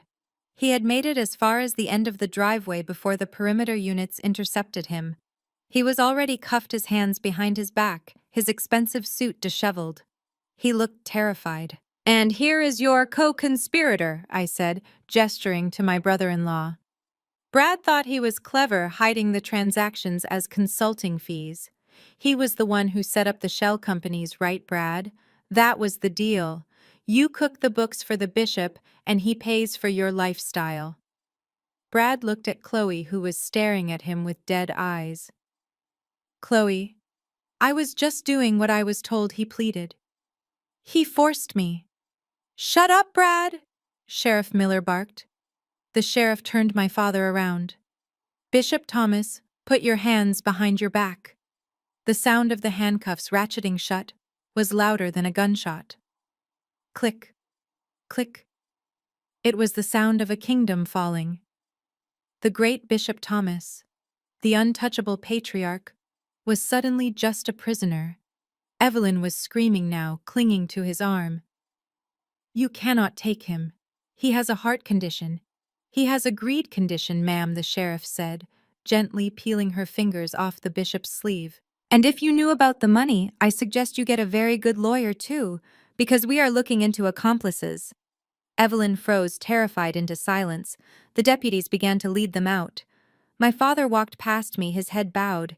He didn't look at me. He couldn't. The shame was too absolute. Brad was dragged out behind him, weeping openly. I walked to the doorway and watched them go. The driveway was a sea of red and blue lights. Neighbors were standing on their lawns, filming with their phones. The bishop was being guided into the back of a squad car, his head pushed down to protect it from the doorframe. Brad was shoved into another. I turned back to the empty house. Chloe was still sitting on the ottoman staring at the wall in a catatonic state. My mother was standing in the middle of the foyer surrounded by boxes looking small and old. They were the survivors of the wreckage, but they were not free. I walked over to the security panel on the wall. I punched in the code to arm the system. "You two have 5 minutes to leave," I said, checking my watch. "The police are done. The movers are done. And I am done." I didn't wait for a response. I walked out past them down the steps and toward my car. The air was cold and clean. I took a deep breath. It smelled like winter. It smelled like justice. For the first time in 29 years, the monster wasn't under my bed. He was in the back of a police car, and I was the one holding the keys to the castle. Before the deputy could shove my father's head into the back seat of the cruiser, I raised my hand. "Wait, Sheriff," I said, walking calmly toward the vehicle. "I think the bishop deserves a proper send-off." Sheriff Miller hesitated, but nodded, signaling the deputy to pause. My father stood there, cuffed and humiliated, his eyes fixed on the ground. He refused to look at me. He wanted to preserve the last shred of his denial. But I wasn't going to let him. I stepped into his personal space close enough that I could smell the stale fear sweat mixing with his expensive cologne. I reached out and adjusted his collar, smoothing the fabric with a mock tenderness. I leaned in until my lips were brushing his ear. The cameras from the neighbors couldn't hear this. The sheriff couldn't hear this. This was just for him. "I know, Dad." I whispered, my voice soft and lethal. "I ran the DNA test. I know Chloe is not your daughter. I know she belongs to another man. And I know that you have known it for 26 years. I felt his body seize up. A tremor ran through him as if he had touched a live wire. He slowly lifted his head and looked at me. His eyes were wide, filled with a terrifying mixture of hatred and recognition. For the first time, he wasn't looking at a disappointment. He was looking at his equal. I continued my whisper, relentless and cold. "You treated your own flesh and blood like garbage to protect a lie. You raised a bastard like a princess because she was the pretty little mask you wore to hide your shame. But guess what, Bishop? The mask is off. I have the papers. And while you are sitting in that cell awaiting trial, I am going to release them to the press. Everyone is going to know. The embezzlement is bad, but the cuckoldry, that is what will truly destroy you. You are not a patriarch. You are a punchline." I pulled back and smiled, a genuine, radiant smile. "Goodbye, Dad. Don't drop the soap." Bishop Thomas made a sound that wasn't quite human. It was a gurgling choke of pure, impotent rage. His face turned a dangerous shade of crimson. He lunged at me, but the cuffs and the deputy held him back. Suddenly, a piercing scream tore through the night air. It came from the porch. We all turned to see Evelyn. She had been standing near the doorway, listening, watching the exchange. She might not have heard the words, but she saw the look on his face. She knew the nuclear bomb had just detonated. "My husband. Oh my God, my heart." She shrieked, clutching her chest with theatrical desperation. Her knees buckled and she collapsed onto the cold concrete porch in a heap of faux fur and pearls. It was a perfect faint. Too perfect. She landed in a way that protected her head and displayed her anguish for the neighbors' cameras. Chloe screamed, rushing to her mother's side. "Mom! Mom, wake up! Help her!" The paramedics who were on standby for the elderly guests rushed forward. I didn't move. I stood by the police car watching the performance. My mother wasn't having a heart attack. She was executing an exit strategy. She would rather go to the hospital than face the questions. She would rather be the victim than the villain. Sheriff Miller looked at me, his eyebrows raised. "Do you want to ride in the ambulance with her, Ms. Thomas?" I looked at Evelyn's fluttering eyelids. "No, Sheriff. I have a business to run. Besides, she is a survivor. Cockroaches always are." I turned my back on the flashing lights, the screaming sister, and the fainting mother. I walked to my car and got in. The rearview mirror showed a scene of absolute devastation, and I had never seen anything so beautiful. The world seemed to tilt on its axis. The flashing red and blue lights painted the scene in a strobe effect of madness, making the driveway look like a twisted carnival. My father, Bishop Thomas, did not get into the car quietly. The whisper I had planted in his ear was a spark that ignited 26 years of compressed gasoline. He stopped fighting the deputies and turned his body violently toward the porch, where my mother Evelyn was miraculously recovering from her faint. "You witch!" he roared. The sound was guttural and raw, tearing through the polite silence of the neighborhood. He lunged toward her, straining against the handcuffs so hard that the metal bit into his wrists, drawing blood. "You ruin everything. I protected you. For 30 years, I protected you and your bastard child." Evelyn scrambled backward on the concrete, her pearl necklace snapping and scattering beads across the porch like hail. She looked terrified not of the police, but of the man she had manipulated for decades. "Thomas, stop it. You are delirious. The stress is too much." "Shut up!" he screamed, spitting the words out. "Do not talk to me about stress. I went to prison for you. I stole that money to pay for the lifestyle you demanded. And for what? So you could parade that mistake around as my daughter." He turned his wild eyes toward Chloe, who was standing frozen by the door, clutching her stomach. She looked like a ghost. She looked like a child watching a nightmare. "And you!" he yelled at her, his voice cracking with venom. "You are nothing to me. Do you hear me? Nothing. You are the daughter of a pool boy. Every time I looked at you, I wanted to vomit. I hope you end up on the street. I hope you starve. You are a curse on my house." Chloe let out a sound that broke my heart just a fraction. It was a high, thin wail of absolute abandonment. "Daddy, please," she begged, reaching out a trembling hand. "I am not your father," he bellowed, as the deputies finally shoved him into the back seat. "I never was. Ask your mother who she was sleeping with while I was preaching the gospel. Ask her whose blood you have."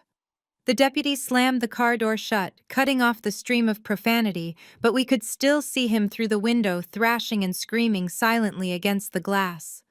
The illusion was gone. The perfect Thomas family was not just broken. It was atomized. Evelyn sat amidst the scattered pearls, weeping into her hands. Her secret was out. The neighbors had heard it. The police had heard it. Chloe stood alone in the cold wind, looking from the police car to her mother, realizing that her entire identity had been a fabrication. She wasn't the princess. She was the cover-up. I stood by my car watching the final act of this tragedy. It was ugly, it was loud, it was violent, and it was the most honest moment this family had ever experienced. They were finally screaming the things they had whispered for years. The veneer of civility had been stripped away, leaving only the rotting wood underneath. I didn't feel joy. I felt a cold, heavy finality. I opened my car door and slid into the leather seat. The heat was on. The music was soft. I put the car in drive and pulled away, leaving the screaming and the flashing lights in my rearview mirror. The house was empty. The stage was cleared. And I was the only one left standing when the curtain fell. The last red taillight of the sheriff's cruiser disappeared around the curve of the driveway, taking the chaos with it. The sirens faded into the distance, replaced by the rustle of the wind through the old oak trees. I stood on the porch for a moment longer, just breathing. The air was crisp and cold, biting at my exposed skin, but I didn't shiver. I felt a heat radiating from my core, the adrenaline of absolute conquest. I turned around and faced the open maw of the house. Without the candles, without the people, without the pretension, it was just a building of stone and glass. I stepped inside. The foyer echoed with the sound of my heels on the marble. It was a hollow, lonely sound, but to me it sounded like ownership. I reached out and grabbed the heavy brass handle of the front door. It was cold to the touch. I pulled it shut. The heavy wood swung on its hinges and closed with a deep, resonant thud that shook the floorboards. I threw the deadbolt. Click. I engaged the security chain. Clatter. I punched the code into the alarm panel. Beep. The little green light turned red. Armed, I was sealed in. I walked slowly into the living room. The movers had been efficient, the personal clutter was gone. The room was stripped bare of their influence, leaving only the furniture that legally belonged to the estate. It looked like a museum after closing hours. I walked past the spot where Evelyn had fainted. I walked past the fireplace where the bishop had crumbled. I could still smell the faint scent of extinguished wax and expensive perfume, but the ventilation system was already cycling it out, replacing it with the sterile, neutral smell of filtered air. I made my way to the wet bar in the corner. Brad had left a bottle of single malt scotch on the counter uncorked in his panic. I picked it up. It was heavy, expensive, and paid for with stolen money. I found a crystal tumbler and poured 3 fingers of the amber liquid. I didn't add ice. I wanted the burn. I turned around and leaned against the bar, looking out over my kingdom. It was vast. It was dark. And it was completely empty. People like my mother always said that revenge is a hollow pursuit. They warned that if you seek an eye for an eye, you end up blind. They were wrong. My vision had never been clearer. They told me that money couldn't buy happiness, and that driving away your family would leave you with a hole in your heart. I took a sip of the scotch. It was smooth, smoky, and warmed my throat like liquid fire. I looked around the silent room. There was no one to judge me here, no one to lie to me, no one to steal from me, no one to tell me I wasn't good enough. Yes, the room was empty. Yes, the silence was absolute. But it wasn't the silence of abandonment. It was the silence of peace. I had surgically removed the cancer that had been eating at my life for 29 years. I walked to the center of the room, my shadow stretching long and thin across the floor. I was the villain in their story, but I was the hero in mine.